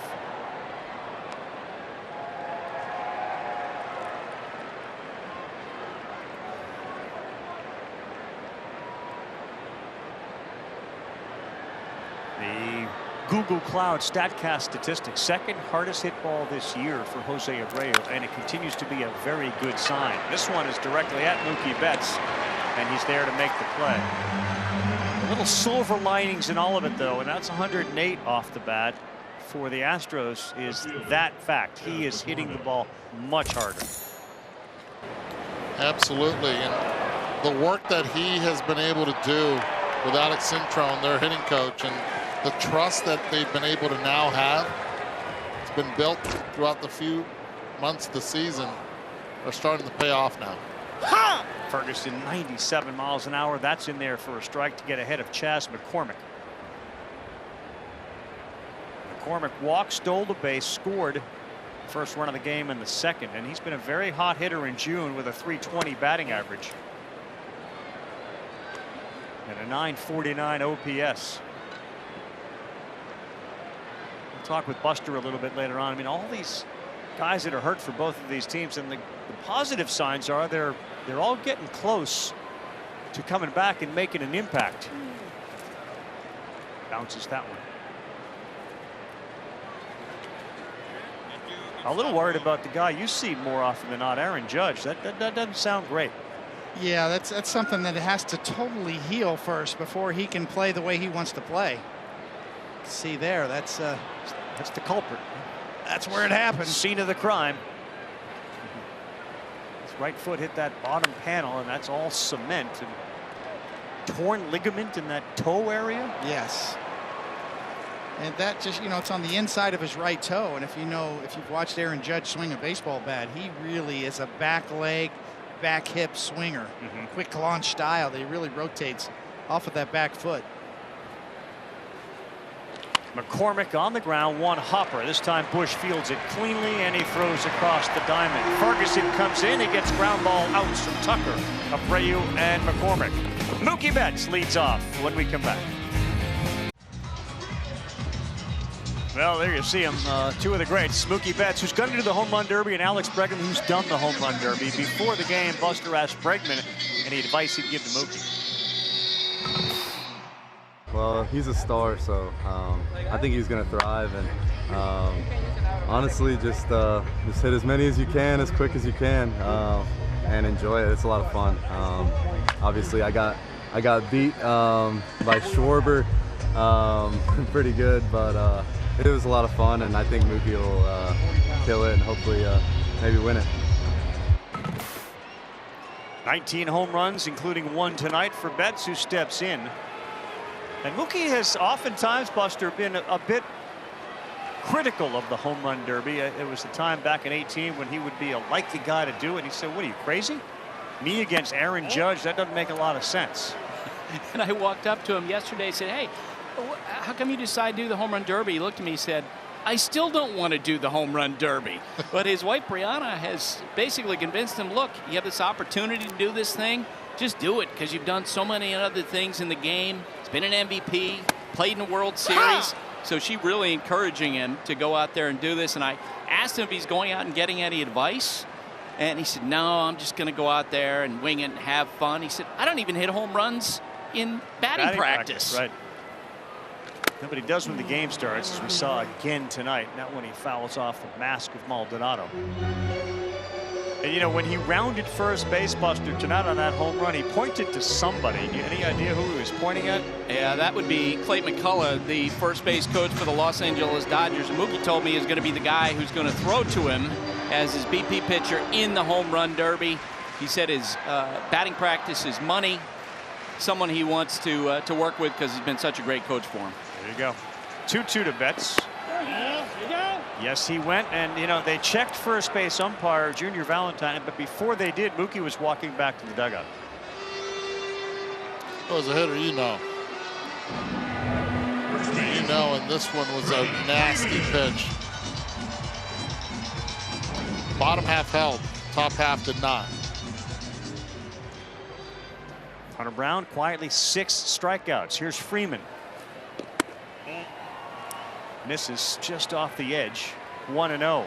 Nice little wrinkle there from Brown. A splitter. Changeup to a right-handed batter. Just completely fooled Mookie Betts.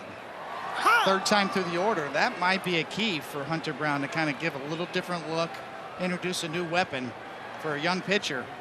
Trying to work through that third time in the order. Good game plan. Freeman fouls that off. Let's get into injuries for a second. 14 players on the Dodgers, 729 days lost. Detroit is second as far as player days lost, and the Yankees are third at 6-11. Buster, as Freeman bats with a 1-2 count. Some injury updates on some of the Dodgers. There's May, there's Buehler out there, Urias. Yeah, and so we talked about Max Muncy. He's expected to be back in the Dodger lineup on Tuesday. Well, later in the week, some big additions for the Dodgers pitching staff. Daniel Hudson will rejoin the Dodgers bullpen in time for the weekend series coming up against Kansas City. And Julio Urias will rejoin their rotation. 2-2. Freddie the other way. There you go. Hit number 1999. He's headed to second base, and he will be in with a double.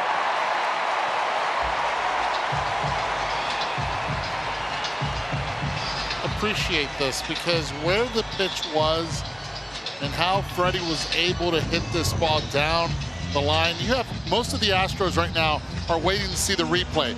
This ball is up and in, and he's able to drive it the other way. All the infielders from the Astros were looking at the diamond vision saying, wait a second, what just happened here? Sigh of relief from Freeman. Will Smith. That's on the inside corner at 96. Strike one. Yeah, I got a little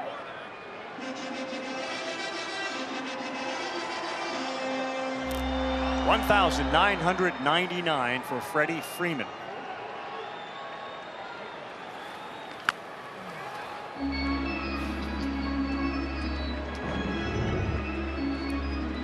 All the talk about him having an uppercut swing. Look at him get up on that ball.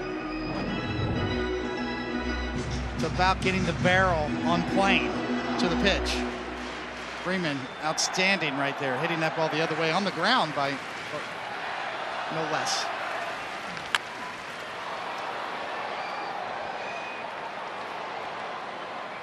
Carl, just to wrap up the point about guys returning, you asked about Dustin May. I think as he comes back from his elbow injury, a lot of uncertainty. Dodgers aren't sure about him. They are hopeful they will get Walker Buehler back by the end of the year, maybe in a 2-3 inning role. Well, that would be a humongous boost. Smith fouls another one off. Phil Maton is starting to warm in the Astros bullpen. The Astros had a bit of a bullpen implosion yesterday. There was a balk in that game from Brian Stanek, who you spoke to before the game. Did he see it any differently after having seen it a few times? I think he saw it differently. He was just at that moment when and this was one of my biggest questions with relievers in big moments, will they be able to execute that pitch, execute a pitch under pressure while the time is going down? And he said there were 3 seconds left when he did that, and he's like, okay, why was that a balk? He didn't realize it until he saw it on replay later. You said it right. I mean, technically, there was a subtle little flinch there. So, yes, it's a balk. But why is that a balk? It's a question. Why should that be a balk? It's not like it's deceiving a runner or anything, and that's the other part where he told me. You know, I can understand discernible stop, trying to allow base runners, to steal bases. I get that part. Smith offers him that nasty curveball, and he is gone. Boy, Hunter Brown, that is filthy. 7 punch-outs, and he's made a few good hitters look really bad with that pitch. He's kind of mixing up his patterns here the third time through the order. Generally, he'll throw fastball slider to right-handed batters. He breaks out the curveball to the righty here. Straight down over the heart of the plate is the key there. You can throw curveballs in the dirt right over the heart of the plate. You can get a lot of swing and misses, even from really hard guys to strike out like Smith. JD Martinez in his 16 homer stands in, swings at the first one, slow roller. Bregman will have some time. He throws and he gets him by half a step. Good internal clock that time by Bregman. JD is out. Freeman picks up hit number 1999, but gets stranded at second.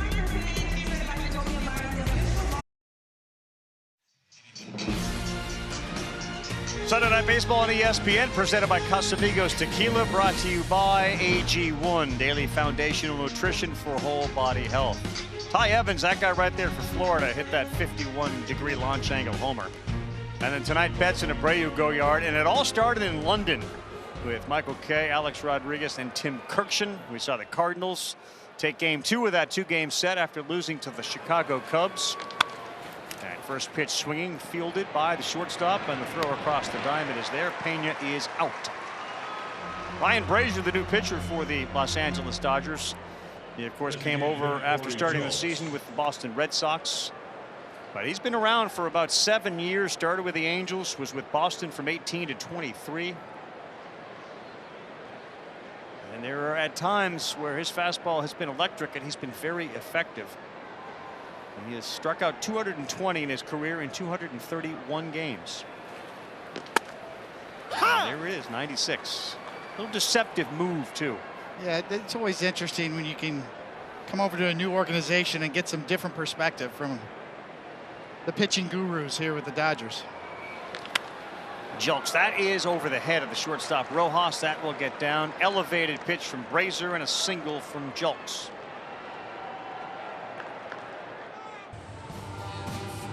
There are still a few good ideas left in the world. Ours was to make our own tequila. Grab a glass, amigo. Our casa is your casa. What do you think's next for George? If there are a few good ideas left, what is he going to come up with next? He should come over to mi casa and share some of that. Runner goes, and boy, they have been aggressive on the base pass. Did Betts get that tag down? They say no. And Julks is safe at second base. Mookie may have had the glove down, but the ball squirted out. Guys, so far 28 out of the 29 would-be base stealers have been able to steal off Will Smith.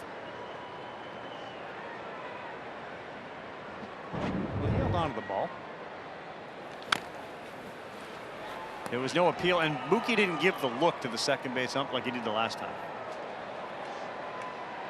They don't waste any time either. They are going quick.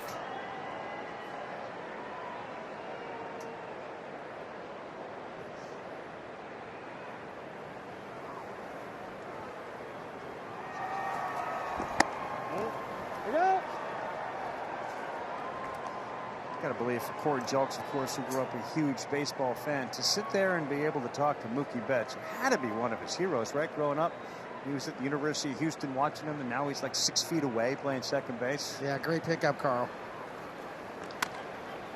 Myers fielded by the third baseman and thrown out, and the runner Jelks goes to third. Good heads-up base running. Yeah, I like that play, and a lot of players should be able to take 90 right there. But let's take a look back at the slide from the Oaks at second base. Did he tag him or not? Just missed him completely. Twice. Good slide, right? Outside of the bag. Yeah.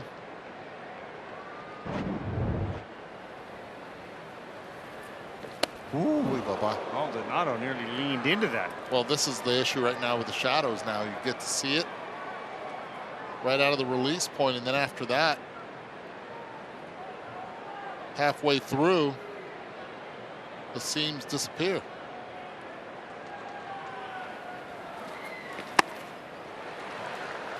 That's guessing. Gotta be, right? Yeah. Well, pitch up in the zone. You cheat a little bit on that one for Martin Maldonado. He's asking for time right now.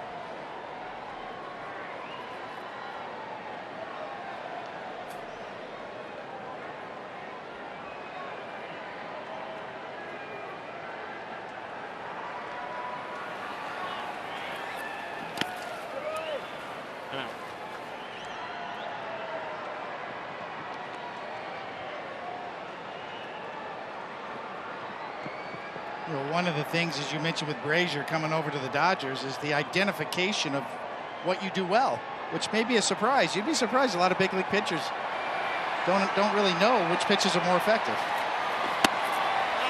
That's in there for a strike. I think it's such a good point because, again, having just been in Omaha and going back, when you listen to the conversations that the staffs have and all their analytics people and the ability to decipher, you know, you've been throwing this pitch, but that's not your best pitch. Like everything suggests you should be doing this more often. And in Brazier's case, and maybe in Hayward's case, one of the priorities, I want to go to a team that wins, but I also want to go to a place, if I'm of a certain age, where I'm going to get better. That's exactly right. 3-2 called strike three. Maldonado for the second time punched out. Didn't like it. Bit of a generous strike zone tonight at home for the pitchers. Bottom seven coming up with the Shadows in a 4-1 game.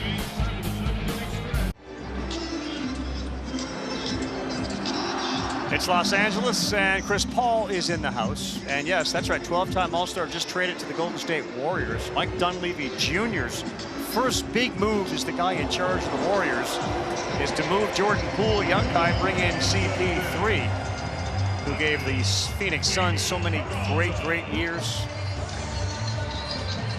He's got a great seat for the house. That'll be real interesting to see how that goes. Meantime, Hunter Brown is out. Phil Maton is in. And last time we saw Maton, he was a little bit of part of that bullpen implosion, so they give him another chance, and he saws one off here into left. It's going to stay up in the air, and Peralta is retired. We'll take a little look at Hunter Brown's night tonight. That fastball had some life. Look at it almost take off the glove behind the plate. Just an exceptional ride. Jump, giddy up on that fastball at the top of the zone, right on by, and oh yeah, off of that is the curveball, wiping him out, down, off the table, right over the heart of the plate. So high fastballs with live, curveballs dropping off the table. Hayward breaking pitch in there, 88 mile an hour. And if you look at what he did last night, Maton, in 2/3 of an inning, 2 runs, 2 hits. So they throw him right back up on the horse, and the next one to Hayward is way inside. saw some sweepers in Omaha, you'd be happy to know. They got that down.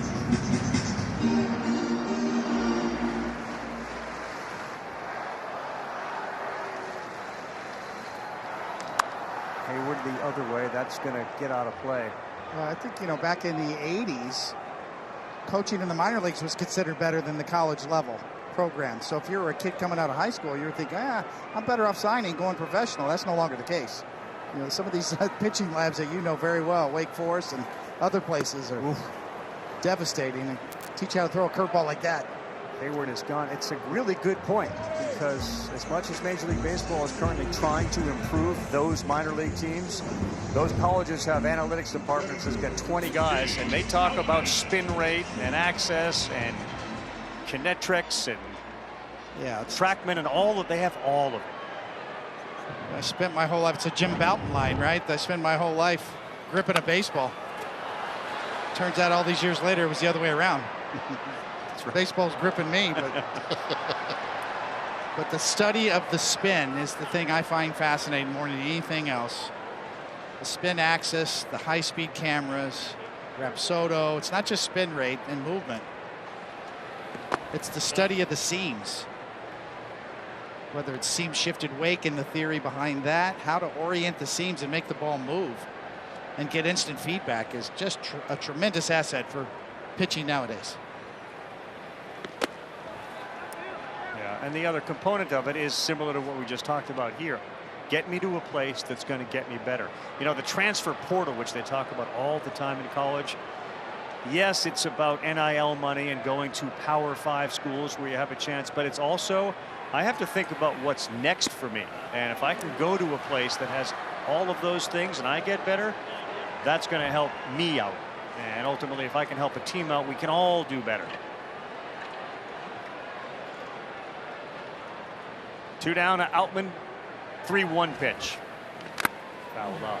And Carl, these are two teams, major league teams, that have similar reputations, that they will make you better if you go there. Shoot, Charlie Morton, when he went to the Astros, changed the trajectory of his career. Justin Verlander was helped out when he went to Houston. You think of all the folks who've cycled through the Dodgers in recent years, because they've done a great job with player development, with giving ideas to players.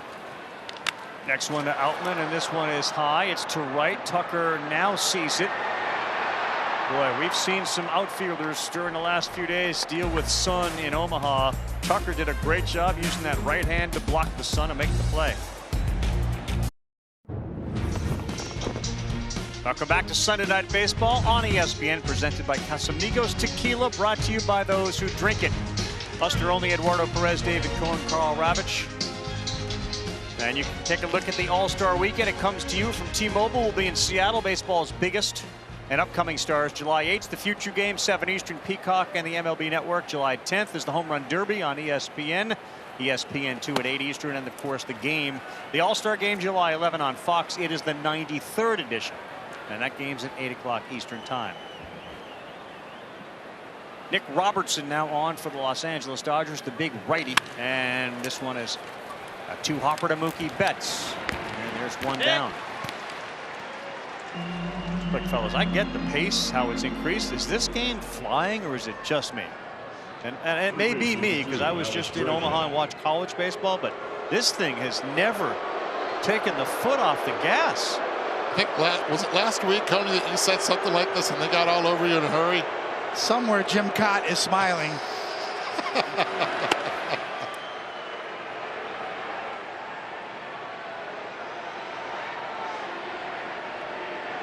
For the most part, wherever the Astros go, the boos, it feels like, have really been muted. They don't hear them anymore. You come to Los Angeles as Hayward got a great read on it, and what a play by Jason Hayward. What a jump. I mean, that is not easy. One, he has shades on, the hitter's in the shadows. So usually you don't see an outfielder get a really good jump on it. Jason Hayward on this play was absolutely on it. That does not happen if he does not get that good of a read. He said he takes none of them for granted, and the Dodgers delighted to have Hayward out there in right field. Think about what they did tonight. I mean, the plays that Betts has made at second base, the turn of the double play, and then you look over your shoulder and you get that guy out there making plays like that. Playing defense has always been a strength of his. Absolutely. 2 down in the 8th. Anderson, Robertson, I should say, tries to get through Kyle Tucker.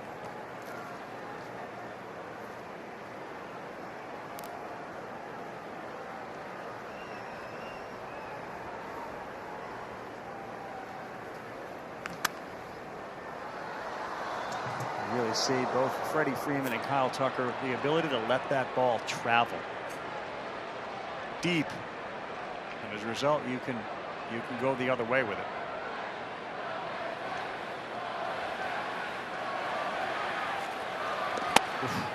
Filthy from Robertson. Parachute changeup. Go sit down.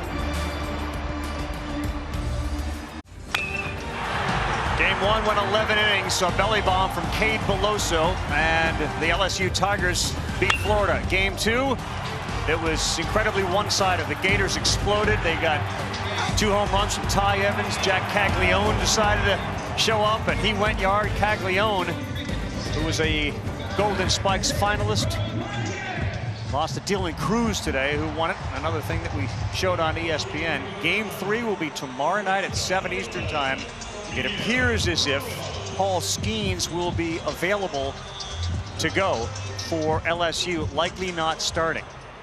You take a look at our starters tonight, and it is the game track brought to you by Geico. Brown, 6 innings and an earned run. Gonsolin did not throw a lot of pitches. He gave up a couple of home runs. And now Rafael Montero takes his 7.04 ERA. He surrendered 2 runs on 3 hits, struck out 2 Wednesday against the Mets.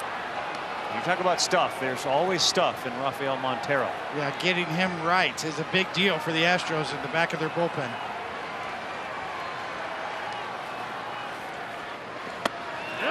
Good pitch, and Rojas, thanks for playing. He's gone. That was quick. This is unfair right now for the hitters. And this is the elements that you have to deal with when you start a game around this time. And as the season goes on, it's going to get even more difficult when you do start games at this time. Sun will be at a different angle. Right here, good luck.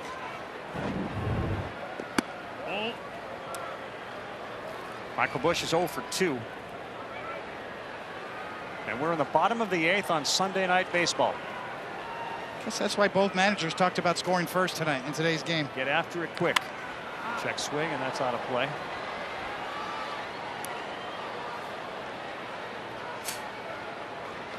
That's kind of a cliche, right? First blood, whatever you want to call it, score first. But with conditions like we see now, it's even more important. They were dictating it, and they were all over it. 1-2. How about the movement on that pitch? Change up at 90, diving away.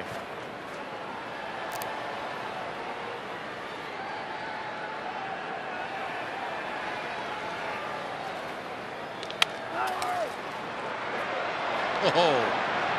Yes, sir. Abreu made a great read by not going after that ball, knowing where Dubon was going to be. It was a really nice play by Dubon. How many first basemen go after that ball? A lot. I mean, we've seen Anthony Rizzo, who has great range, and I use him as an example because a lot of lefties want to go and make that play. It's a lot easier for them. But knowing where your second baseman is, beautifully done all around, good communication. Here's Betts, swings at the first one and misses badly. You know, the other part of that scoop by Abreu, just like Freddie Freeman said, did you see how he attacked the baseball? He didn't let it come to him, he went after it. The Astros have retired 12 of the last 13. I think it's going to be interesting where these teams go given the competition they have in the NL West and the AL West. 2 balls, 1 strike. Are you into and believe in Arizona, San Francisco? Where are you on the Angels? I absolutely believe in all those teams. I think this year more than ever before, teams are going to have to rely on their own farm systems, especially for reinforcements on the pitching side. as we continue to see the trend of 50% of all pitchers in the major leagues go on the IL at some point this year. Last year, at least those were the numbers. Tom Verducci wrote a great article in SI about it. 51% of all pitchers last year ended up on the IL. So you can't expect to trade for them at the trade deadline with all these teams in it. Exactly. There's more buyers and less sellers. Texas Rangers have been so good. Betts gets drilled in the back.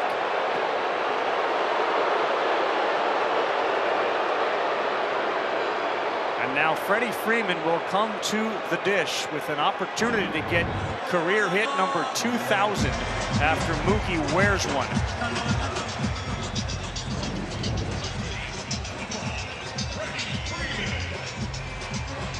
Here you go with the active career hit leaders. Cabrera over 3,000. Votto having a resurgence. Cruz, Andrus, Freddie Freeman looking for 2,000 here. Inside and underneath the arms, and that's a good move here after Montero hit Betts and buzzed Freeman to see Maldonado go out and talk with him for a second. Yeah, but that's exactly where the Astros have been pitching Freddie Freeman the entire evening. It's up and in. And last at bat, he was able to allow it to get deep and get that double down the left field line, but he wants to make sure that Montero is on point right here. See that changeup? It's kind of the way it's gone for Montero this year. He looks good for a sequence or two, and then it just gets away from him. That changeup in the lower 90s, mind you, runs up and in on Betts.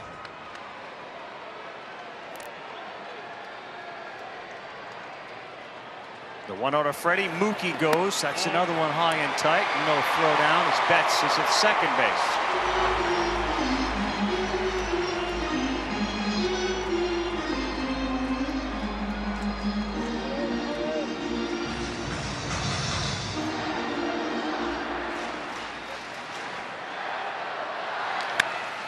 That's out of play.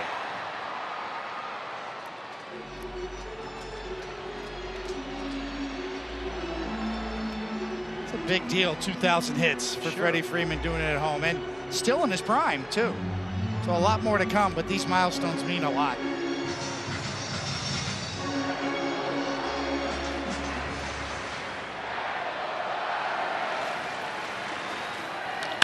Freddie Freeman hits this one to right. Fairly deep, and it's over the head of Tucker. Freddie Freeman to second. Betts scores, and welcome to the 2,000 hit club, Freddie Freeman.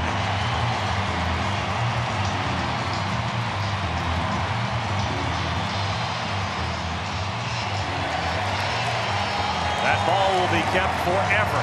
And Freeman able to do it in front of the home crowd with the second hit tonight. And 2,000th of his career as he tips his cap to the Dodger fans.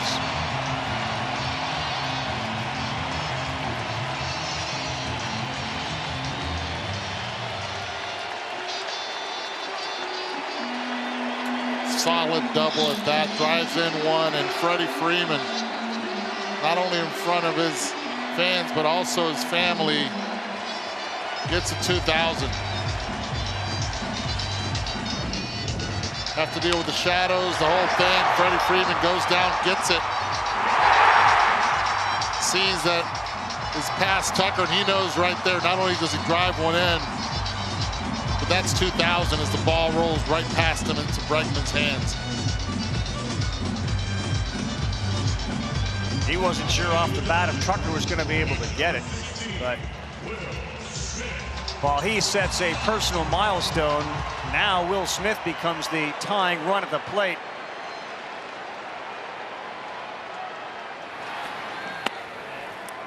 And Montero struggling, missing badly there with the first one.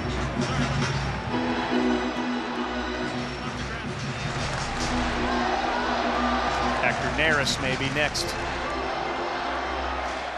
2 outs, 8th inning. Dodgers have cut it to a 2-run deficit, and that one misses.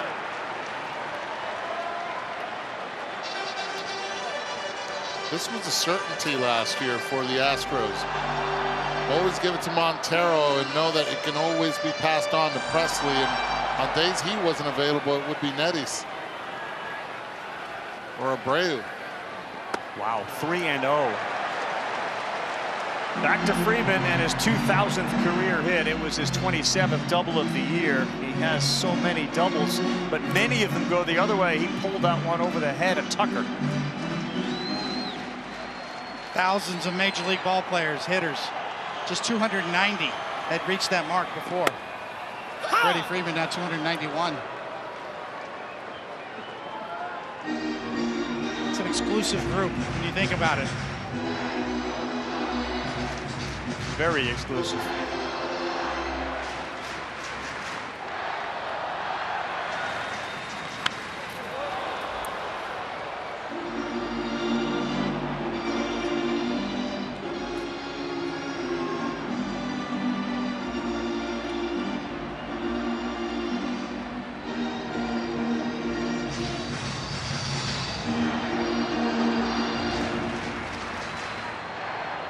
Averages about 180 hits a year as Will Smith hits this one to center. It's deep. Myers goes back. Smith leaves the yard, and just like that, we are tied. Wow, what a comeback by the Dodgers. It started with Betts getting beamed, Freddie with his 2000 hit, and Will Smith knocks it up.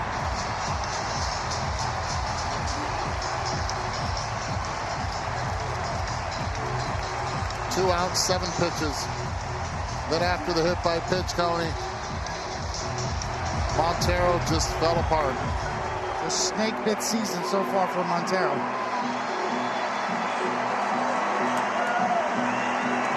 Celebration continues on one side. And a pitching change for Dusty Baker as Houston hits the skids after Montero had 2 outs. He hit Mookie Betts. Freddie Freeman hits a milestone double.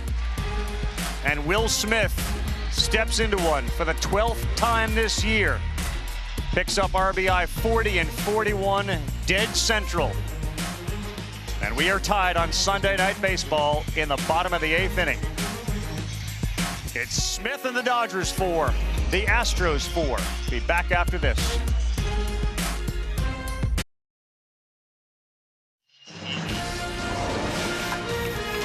It started with Mookie getting hit, and then Freddie Freeman picks up career hit number 2,000 for the Los Angeles Dodgers, joining 289 others to do it in the history of the game, in which we've had over 24,000 players. And Will Smith, center stage. And a big stage. We are tied 4-4 on Sunday Night Baseball. A curtain call for Freddie Freeman as the pitching change has been made. And now J.D. Martinez, and Hector Neris' first offering was a bounce pass.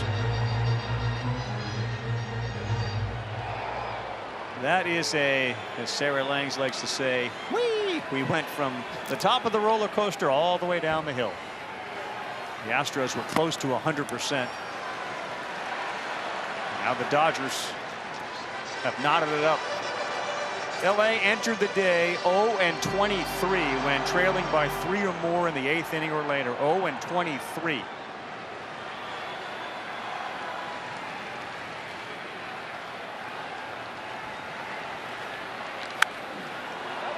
I tell you one thing that's changed, the ability to see the baseball, because you certainly could see that Smith and that swing from JD.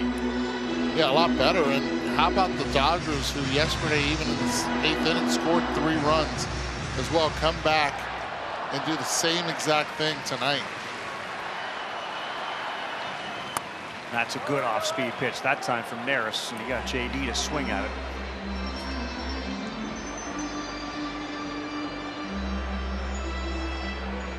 Almost looked like a knuckleball there from Neris. The reaction of JD indicated it looked like that to him. And over the head of the leaping Pena, J.D. Martinez keeps the train rolling with a single. All of this action with 2 outs for Los Angeles. Not only with 2 outs, but also with 2 strikes, just like Will Smith. He had that 3-2 count. J.D. Martinez with the 2-2 count. You leave that off-speed pitch up, he has enough bat to be able to poke it into left. Johnny DeLuca is the pinch runner for the Dodgers. Johnny DeLuca now at first base, and a real hot David Peralta at the plate. Hit it hard twice tonight.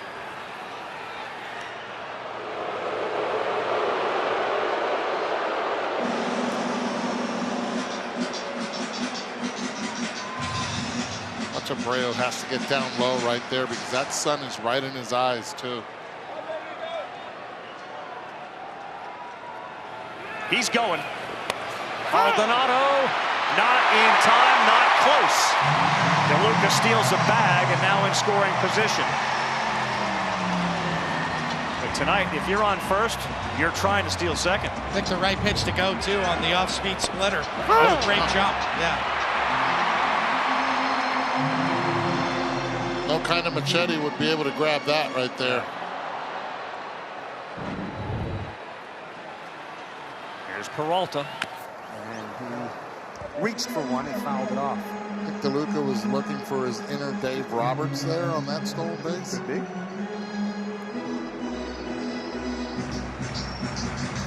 His first stolen base of the year, the 24-year-old out of Thousand Oaks, California. 0-2.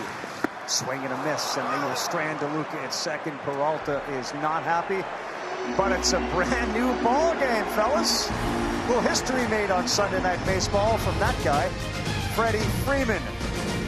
The curtain call, minutes after career hit number 2,000. Sunday Night Baseball is presented by Casamigos Tequila, brought to you by those who drink it. Evan Phillips now on for Los Angeles in a tie ball game. First pitch to Abreu is in.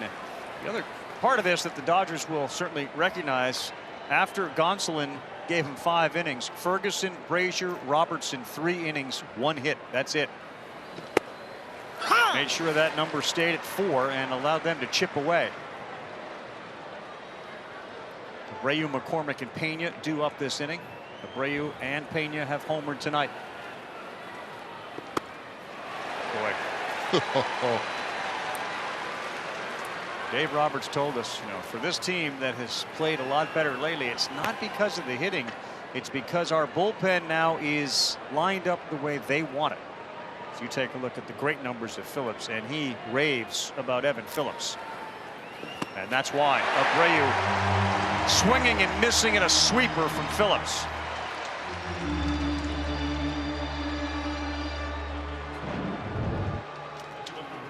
Well, what is a sweeper? Well, you see the seam orientation there that allows that pitch to go sideways, to make a left-hand turn. Yeah, people have thrown sweepers before. Yeah. You have. Dave Steve threw one. McCormick hits one sky high. You like launch angle and hang time. There's one. That's a good example of it, and a great shot on our camera work there in slow motion of the spin on the baseball, how it looks. What people call seam shifted wake, or the way you orient the seams to get that sweeping action. It was a great shot right there.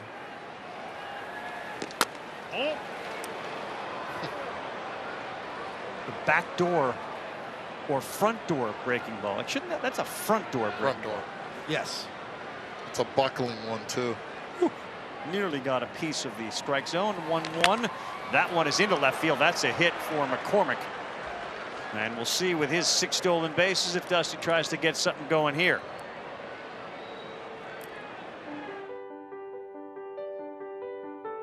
I can focus all my efforts on being able to find what I want to do with my life, how I want to contribute to this world.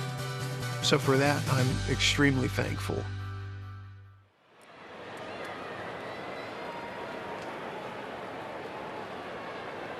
Shortstop Pena. McCormick did steal a base in the 2nd inning. He eventually scored on that homer from Pena. Well, both teams have been very aggressive on the bases, and it's been because they've stolen it on the pitchers, even though Will Smith has struggled to throw out runners.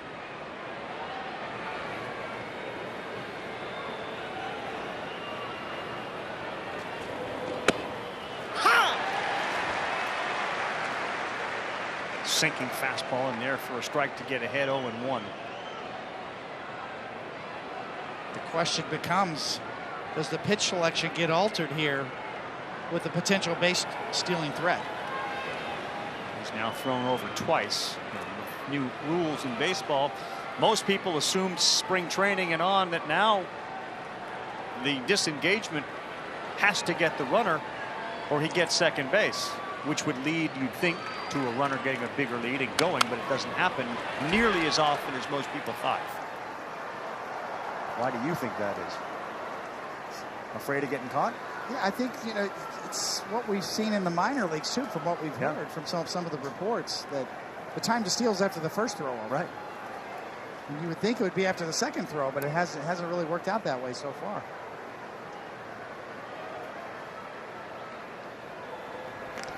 Pena puts this one up in the air. Outman is under it in the sun, and he's there to make the catch for the second out.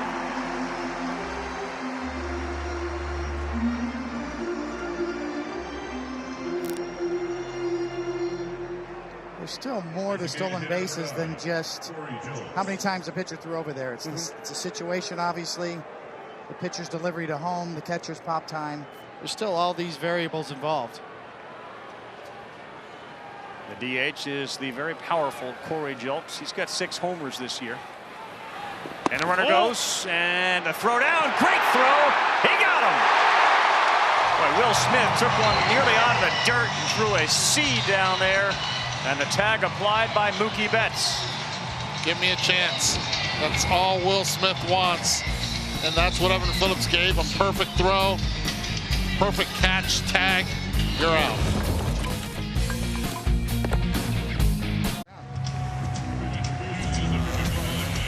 Sports Center tonight, it follows us, the great John Anderson and the great Nicole Briscoe. Star of the game from this game will join the show. Eddie will give his insights, not insults. Eddie, he will be insulting people. After a wild weekend around baseball and a huge performance in the WNBA today, All-Star starters are announced. Sports Center is next. It's right here on ESPN and the ESPN app. You may get more viewers if you promise to insult people. That's not going to happen. Too difficult of a sport. Not an easy guy to hit against. Ryan Presley on for the Astros. He'll get Jason Hayward, Outman, and Rojas scheduled to hit.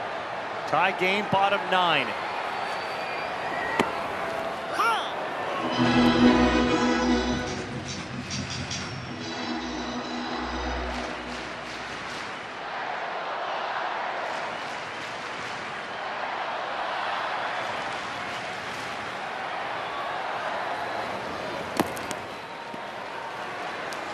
Having a conversation with Martin Maldonado about Presley, who's on the mound.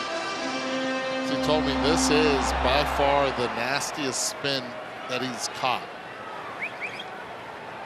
Sharp, late, different angles, different velo. Aggressive rip by Hayward. He fouled it back. 1 ball, 2 strikes, 94 miles an hour from Ryan Presley. 3 runs in the 8th inning have brought the Dodgers back to a 4-4 tie. Like Freddie may have just said, let's walk it off here with his good friend Jason Hayward at the plate.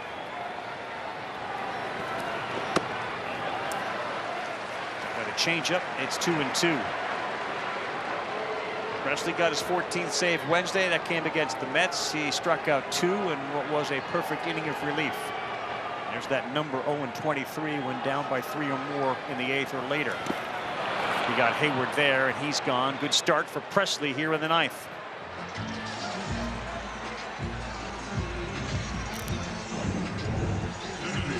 Another pitch over the heart of the plate and in the dirt that Hayward swings over.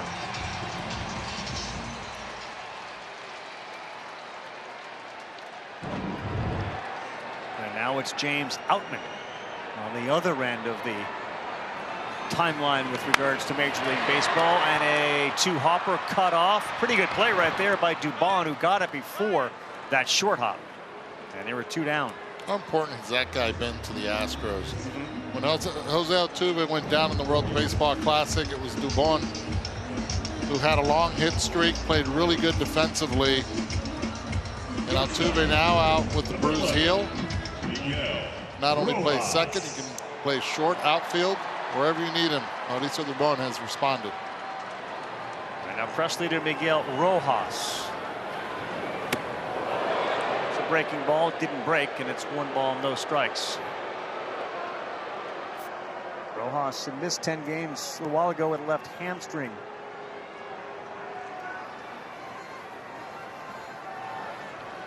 He has yet to hit one over the fence, and that one misses high. 2 balls, no strikes, with Michael Bush due up next, and then you get to Mookie Betts.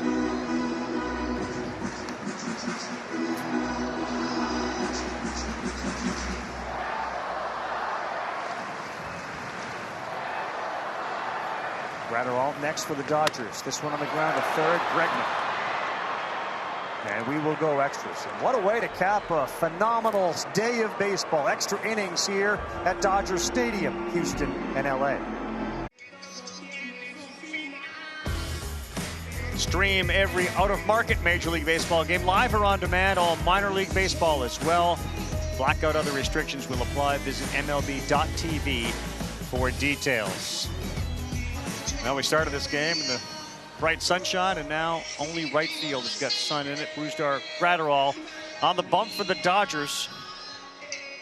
Jeremy Pena is the runner at second base, as is the rule now in Major League Baseball. So they get the runner at second base in Pena. We start the 10th inning, 4-4. Julks, who was at the plate, will lead off. Astros nightmarish extra innings, 0-6. This one to right. Hayward going over, a slow jump from Pena, but he's going to score easily. Hayward bobbles it. Julks to second. He's in. Great start to the inning as Julks sends one to the line. Pena didn't get a good view of it, but he scores, and Houston's on top 5-4. Well, we know one thing, having a conversation with Dave Roberts before the game, it's when you have this man on the mound, doesn't get a lot of swings and misses. Julks does a nice job of being able to hit the ball to right. But Jeremy Pena has to be going on contact here. You have to know where your outfield is. And watch the jump. Stays around, does not know where Hayward is, and he's able to score because of the misplay there by Hayward. Then he ends up throwing the ball to second. But the base runners so far have not done a good job, and that's the Astros base runners when they're at second, knowing where the outfielders are. Strike batter Jake Myers at 98. This is a great example of a guy who throws heavy velocity, but it doesn't seem to fool the hitters. Why is that, Connie? Well, it's the spin. It's the type of grip he has. The two-seam grip is built more for movement and put the ball in play. Hitters today are so conditioned to high velocity. The swing and miss fastballs generally are the four-seamers that jump the righting action up at the zone.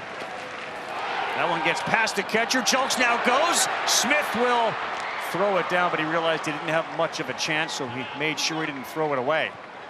And now to third base goes Corey Julks. Forces the infield now to play in.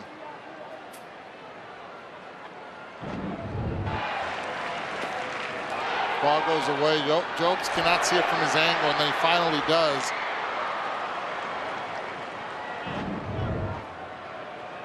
One-two to Myers, and now Gratterall with nobody out. He's got his back up against the wall. As Eddie said, you see the infield all in. Brusdar wanted that. This is where, as an outfield, you have to play a little bit shallower here because Brusdar does not get a lot of swings and misses, but a lot of soft contact. Protect the flare. If they hit it over your head, so be it. Especially with no outs. Houston scores a run here in the first extra inning. Lead at 5-4, and that's out of play.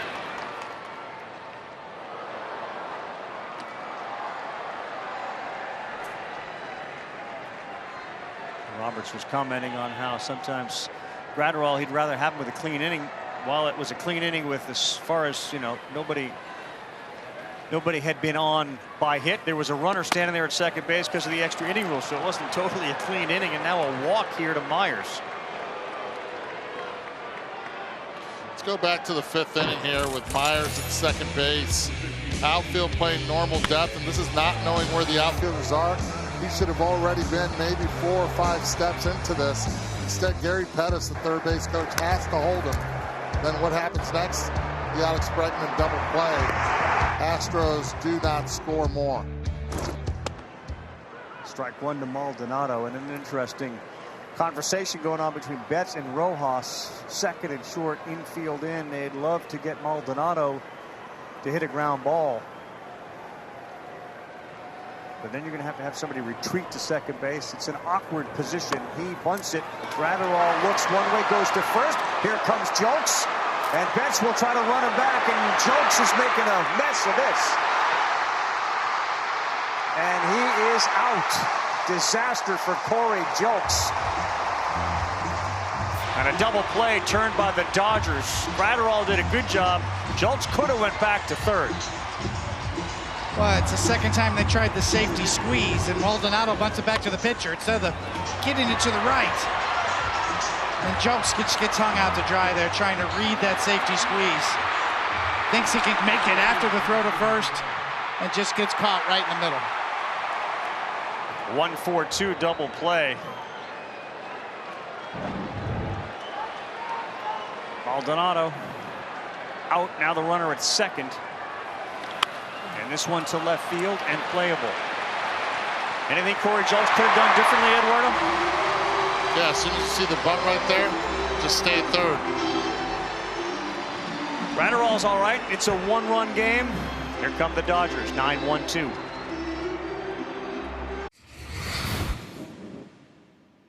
But this is something I've watched him evolve over the years. Always been, who he is, stuck to his approach. Obviously, we've played a lot of winning games together. That's something that, he and I both don't take for granted.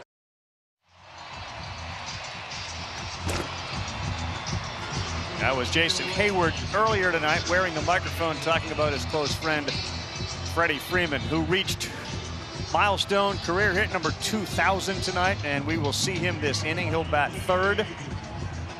Bush, Betts, Freeman.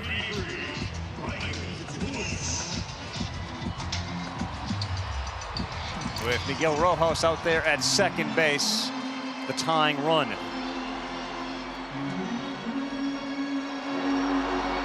Houston gets only one in the 10th. Likely could have been more. Mookie Betts stands on deck. Presley to Bush.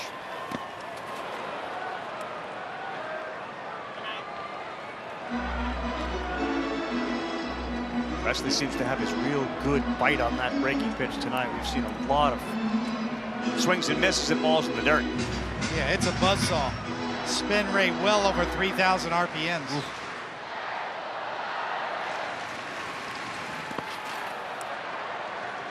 And a good job by Maldonado just smothering 2 in a row in the dirt.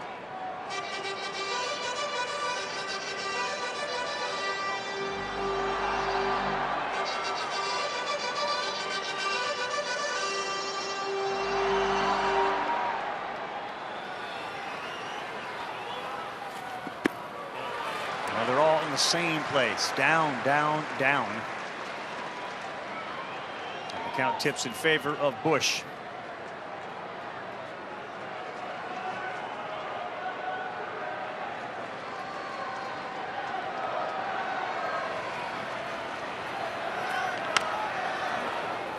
If you're scoring at home, that Jolts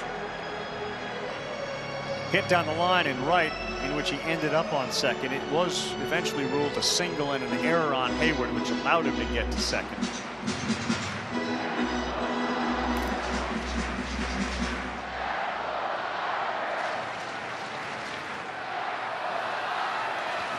Presley ready to give the 2-2 here to Bush.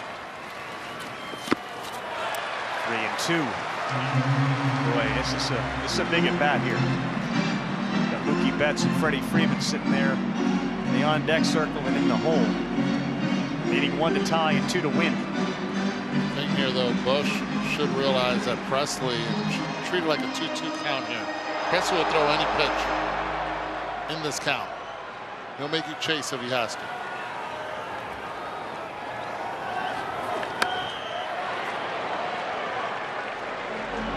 Got him to chase out of the zone there with that 82-mile-per-hour pitch. Curveball beaten into the ground by Bush.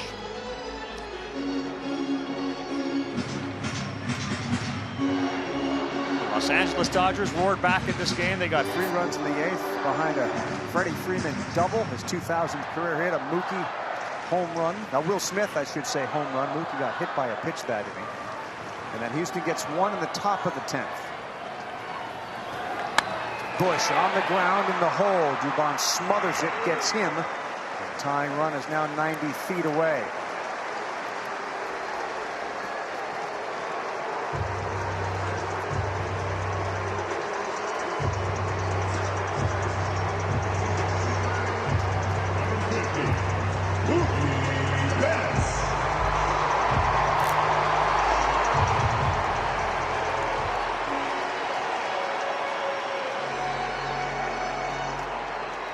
Mookie Betts up. Astro infield in. Tying run at third base in the bottom of the 10th.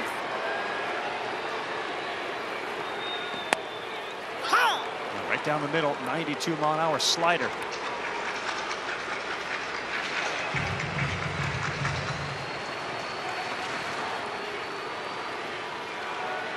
Maldonado really has to protect the ball down in the dirt. Betts fouls that one off. Change up there. This is one of the reasons why you want your best hitters at the top of the order. The first one to get the 5th at-bat is Mookie Betts. Right behind him, Freddie Freeman. And usually these at-bats, these 5th at-bats come in these situations with the game on the line.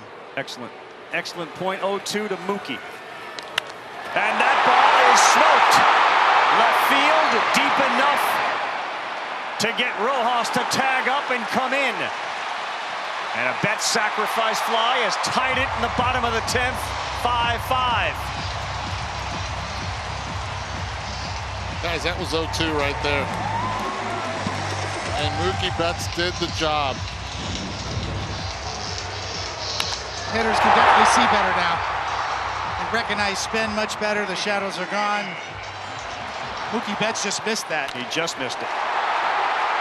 And he knew it right away. Here's Freeman. Swings at the first one and pulls it foul. And with all the pressure, you wonder that Freddie was allegedly feeling about trying to get 2,000. Now that he's done it, does he then just go off? The human element, it naturally relax.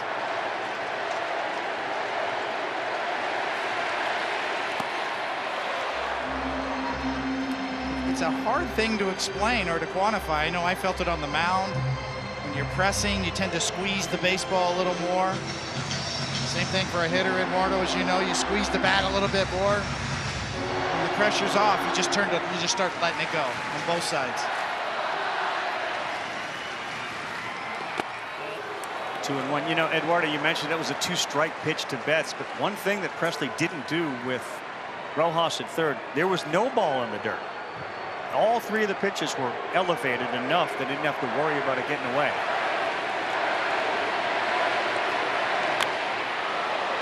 You're absolutely right, Carl. But if there's a guy that they do trust in to be able to block, has to be Martin Maldonado behind the plate. Yep. We've seen many of those already in this game.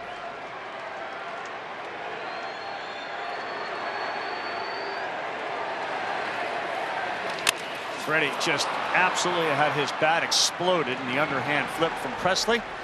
Hang around, folks. We're moving to the 11th inning.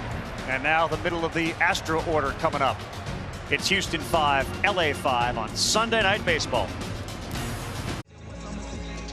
Welcome back, everybody. The All-Star game is really close, so you have to have a selection show, and you'll see it on ESPN and the app. The American and National League starters will be unveiled Thursday, June 29th, 7 Eastern Time. Sunday, July 2nd, your pitching staffs will be revealed, as well as the reserves for both teams.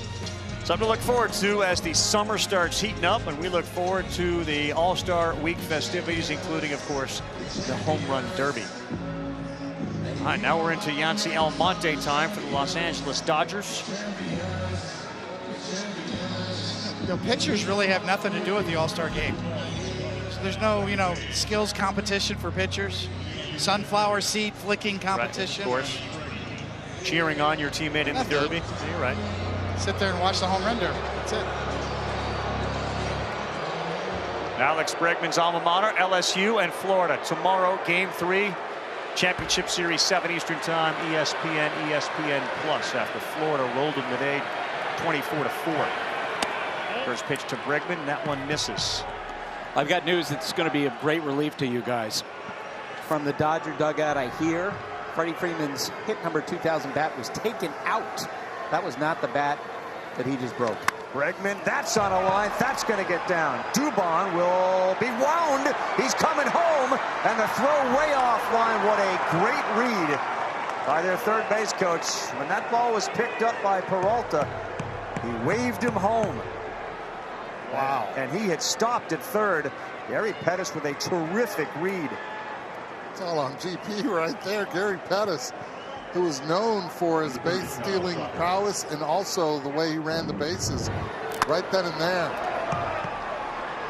Get it going. Not so good of a jump,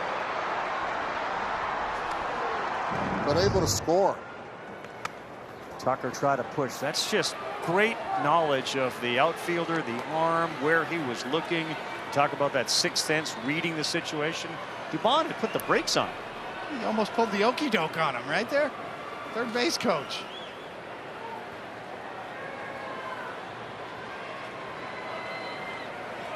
So Houston back on top. Bregman at first. Here's Tucker. In the 0-1. 1-1.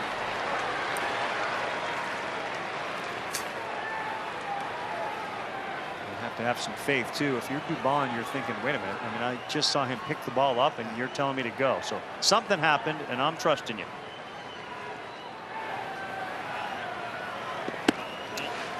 The other thing, it's your responsibility as a base runner to know where the outfielders are. And a lot of the base runners stop checking to see where the outfielders are before the pitch is thrown. And that's a big no-no. You have to know where they're at. A little too far inside. I remember when I said this before, my father, Tony Perez, always told me the best base runner you ever saw was Willie Mays.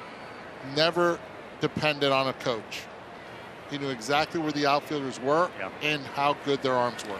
Tucker sends this one high to shallow right. Hayward running a long way, and he makes the catch, and he had to come a long way to make it.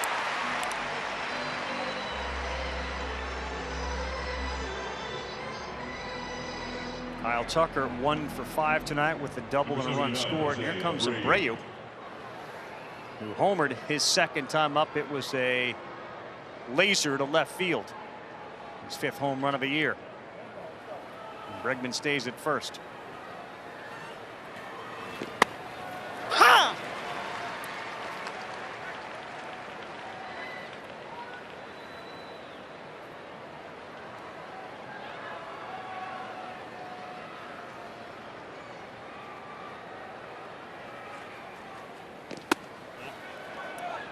His ball, the sweeper, followed up by that sinker. They move a tremendous amount.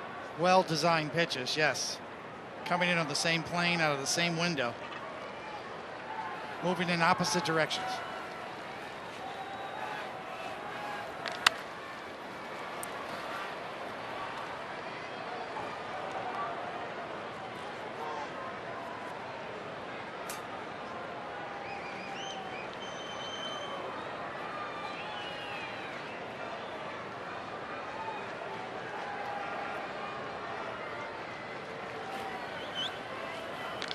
Abreu, and the dive is unable to make the play at third base, and now the Astros have 2 men on. Bush ranged to his left and dove, but couldn't make the play. That's a hitter making an adjustment because it was the same exact pitch as the previous one, where it was more on the label side of it. And watch how he's able to spin off, keep his hands tight to his body, find barrel and get it past Bush.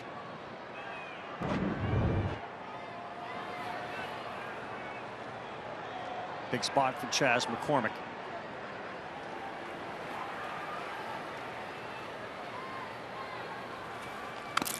Both these teams will be off tomorrow. There's only 6 games on the Major League schedule, and both of these teams will be off. So the usage of all these pitchers, not a huge problem. You don't have to look ahead to the next day. But as Dusty said, he plans to go fishing in Illinois. A win would make that fishing a lot more enjoyable.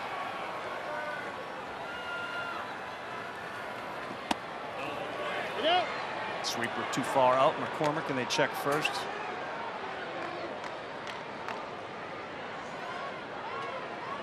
One ball, one strike. Pena on deck, a 1-run lead, but 2 men on with 1 down. Good pitch, and that had some tight sweep to it.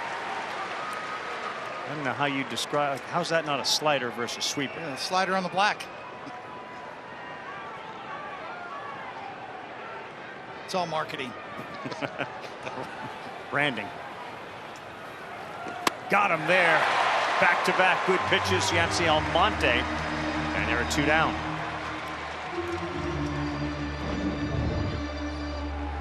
This one a little more tilt. No 2 are the same. You can see a little more vertical movement down, downward tilt to that one, as opposed to side, and it works as a swing and miss pitch. Pena.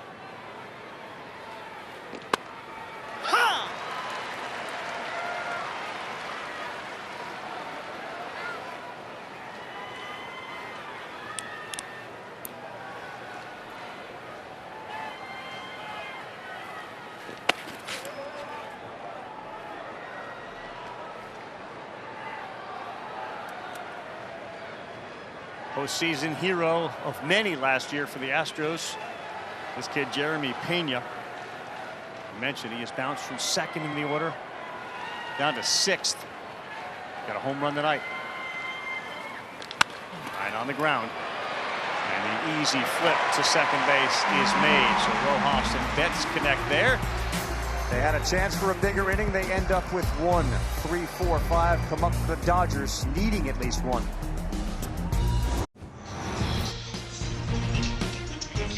Full day of baseball on ESPN. Jordan Walker.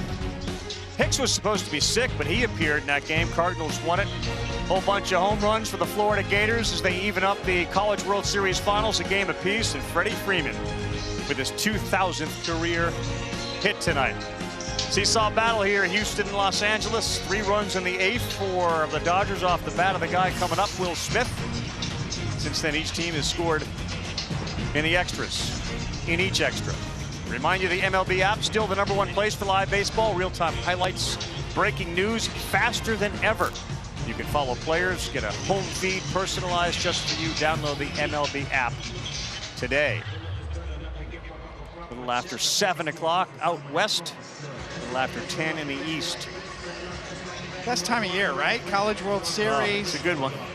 All-Star game, Major League Draft coming up. All these kids in the College World Series going to get pro careers started. And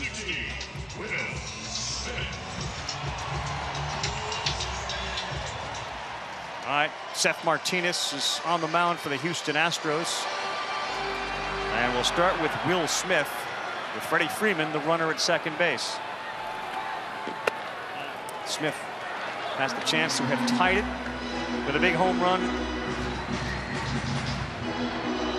this guy will be at the All-Star game. Yes, he will. Undoubtedly.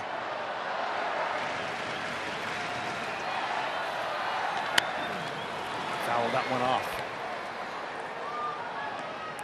I mean, when you think about WAR, you tend to think about the outfielders, the guys that hit the ball over the wall. It's rare that a catcher, maybe Rio Muto, finds his way there, but look at your offensive WAR leaders in the National League. Will Smith's right there.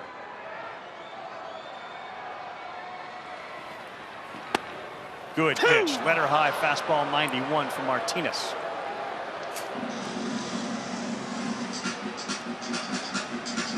K-Zone agrees.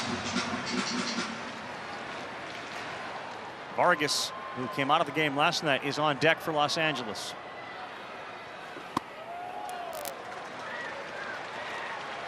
Question for Martinez. Now that you had 2 strikes, you were able to get Smith to swing and miss. He pitched on Wednesday. He did strike out 3, but he gave up 2 runs on 1 hit.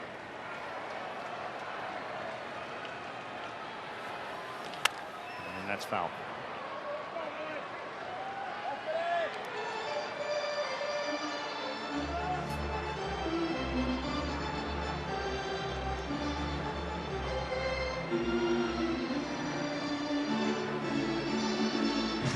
Martinez has the ability, if necessary, to give him a little length. He had an appearance of 3 1/3. Second week of June. Smith back up the middle. Oh, what a diving play, Dubon. And a good scoop by Abreu. He saved the tying run from scoring, and he picked up an out. Tell you what, that combination right there with Dubon and Abreu, this game has shown up. We've seen the range already to his left, now to his right. Martinez thinks he gives it up right here. Instead, Dubon playing more up the middle. Beautiful play on the shortstop side of it. Gets rid of it in a hurry, and then the pick from Jose Abreu at first base. Beautifully done. That ball was smoked up the middle. It was a great play. I mean, there's some dives, and then there's some dives, and that was a diving play by Mauricio Dubon, who's playing for Jose Altuve at second base tonight. Altuve banged up his heel yesterday. 104 miles an hour right up the box. Dubon on the other side of the bag. Yeah. As good as it gets right there.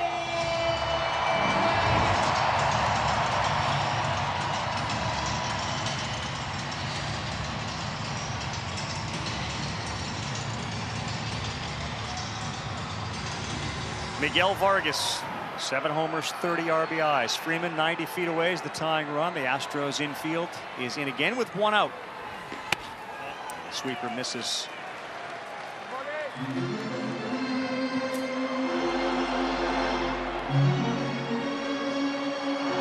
Vargas bats for J.D. Martinez. Oh.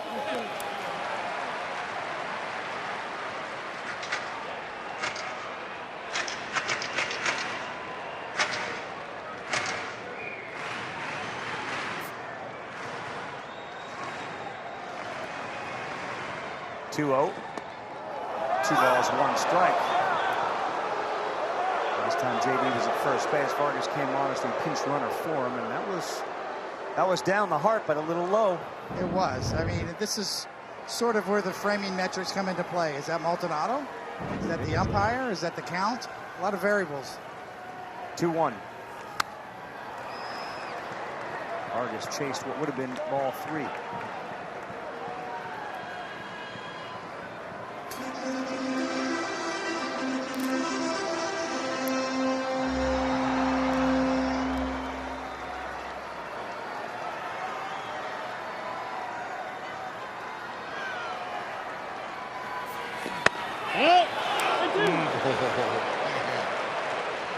Looks like Vargas was sitting soft right there, and Martin Maldonado trying to frame it as best as he could.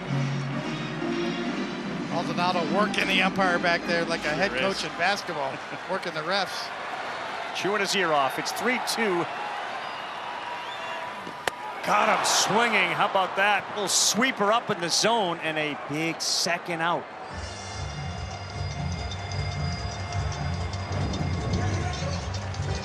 Oh, the old high slider got him. Yep. You can see it just kind of, it just caused him to flinch just a little bit. And by the time he recognized, it was too late.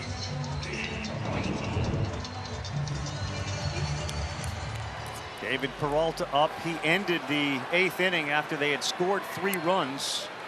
And he had Vargas at second, and he struck out. And there's a swing and a miss. Change up from Martinez.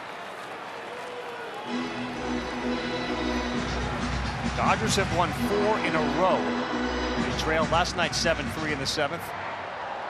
And they came back big. They have come back big in the 8th, but now down to their last out. And Peralta slow roller. Bregman charges. High throw, but he is able to hold the bag. He didn't have to leap. And the Houston Astros, what feels like a huge win after blowing that lead, do leave on that getaway day with a victory. Yeah, and they were resilient. The base running wasn't that great, but the opportune hitting early on was. They end up scoring 4 runs via the home run. Houston Astros big getaway game win. Huge win for the Astros. Everybody feels better because it would have been a really ugly loss for the Astros and their bullpen blowing the lead. And now Dusty can go fishing and have some fun. And he doesn't even need to catch a fish. They do not get swept. They get the victory tonight, 6-5 in 11. Don't forget Giants and Mets next week. And that'll do it for us. A terrific day of baseball. Thanks to everybody behind the scenes in London, Omaha, and here. For Eduardo Perez, David Cohen, Buster Olney, I'm Carl Ravitch. Here comes SportsCenter.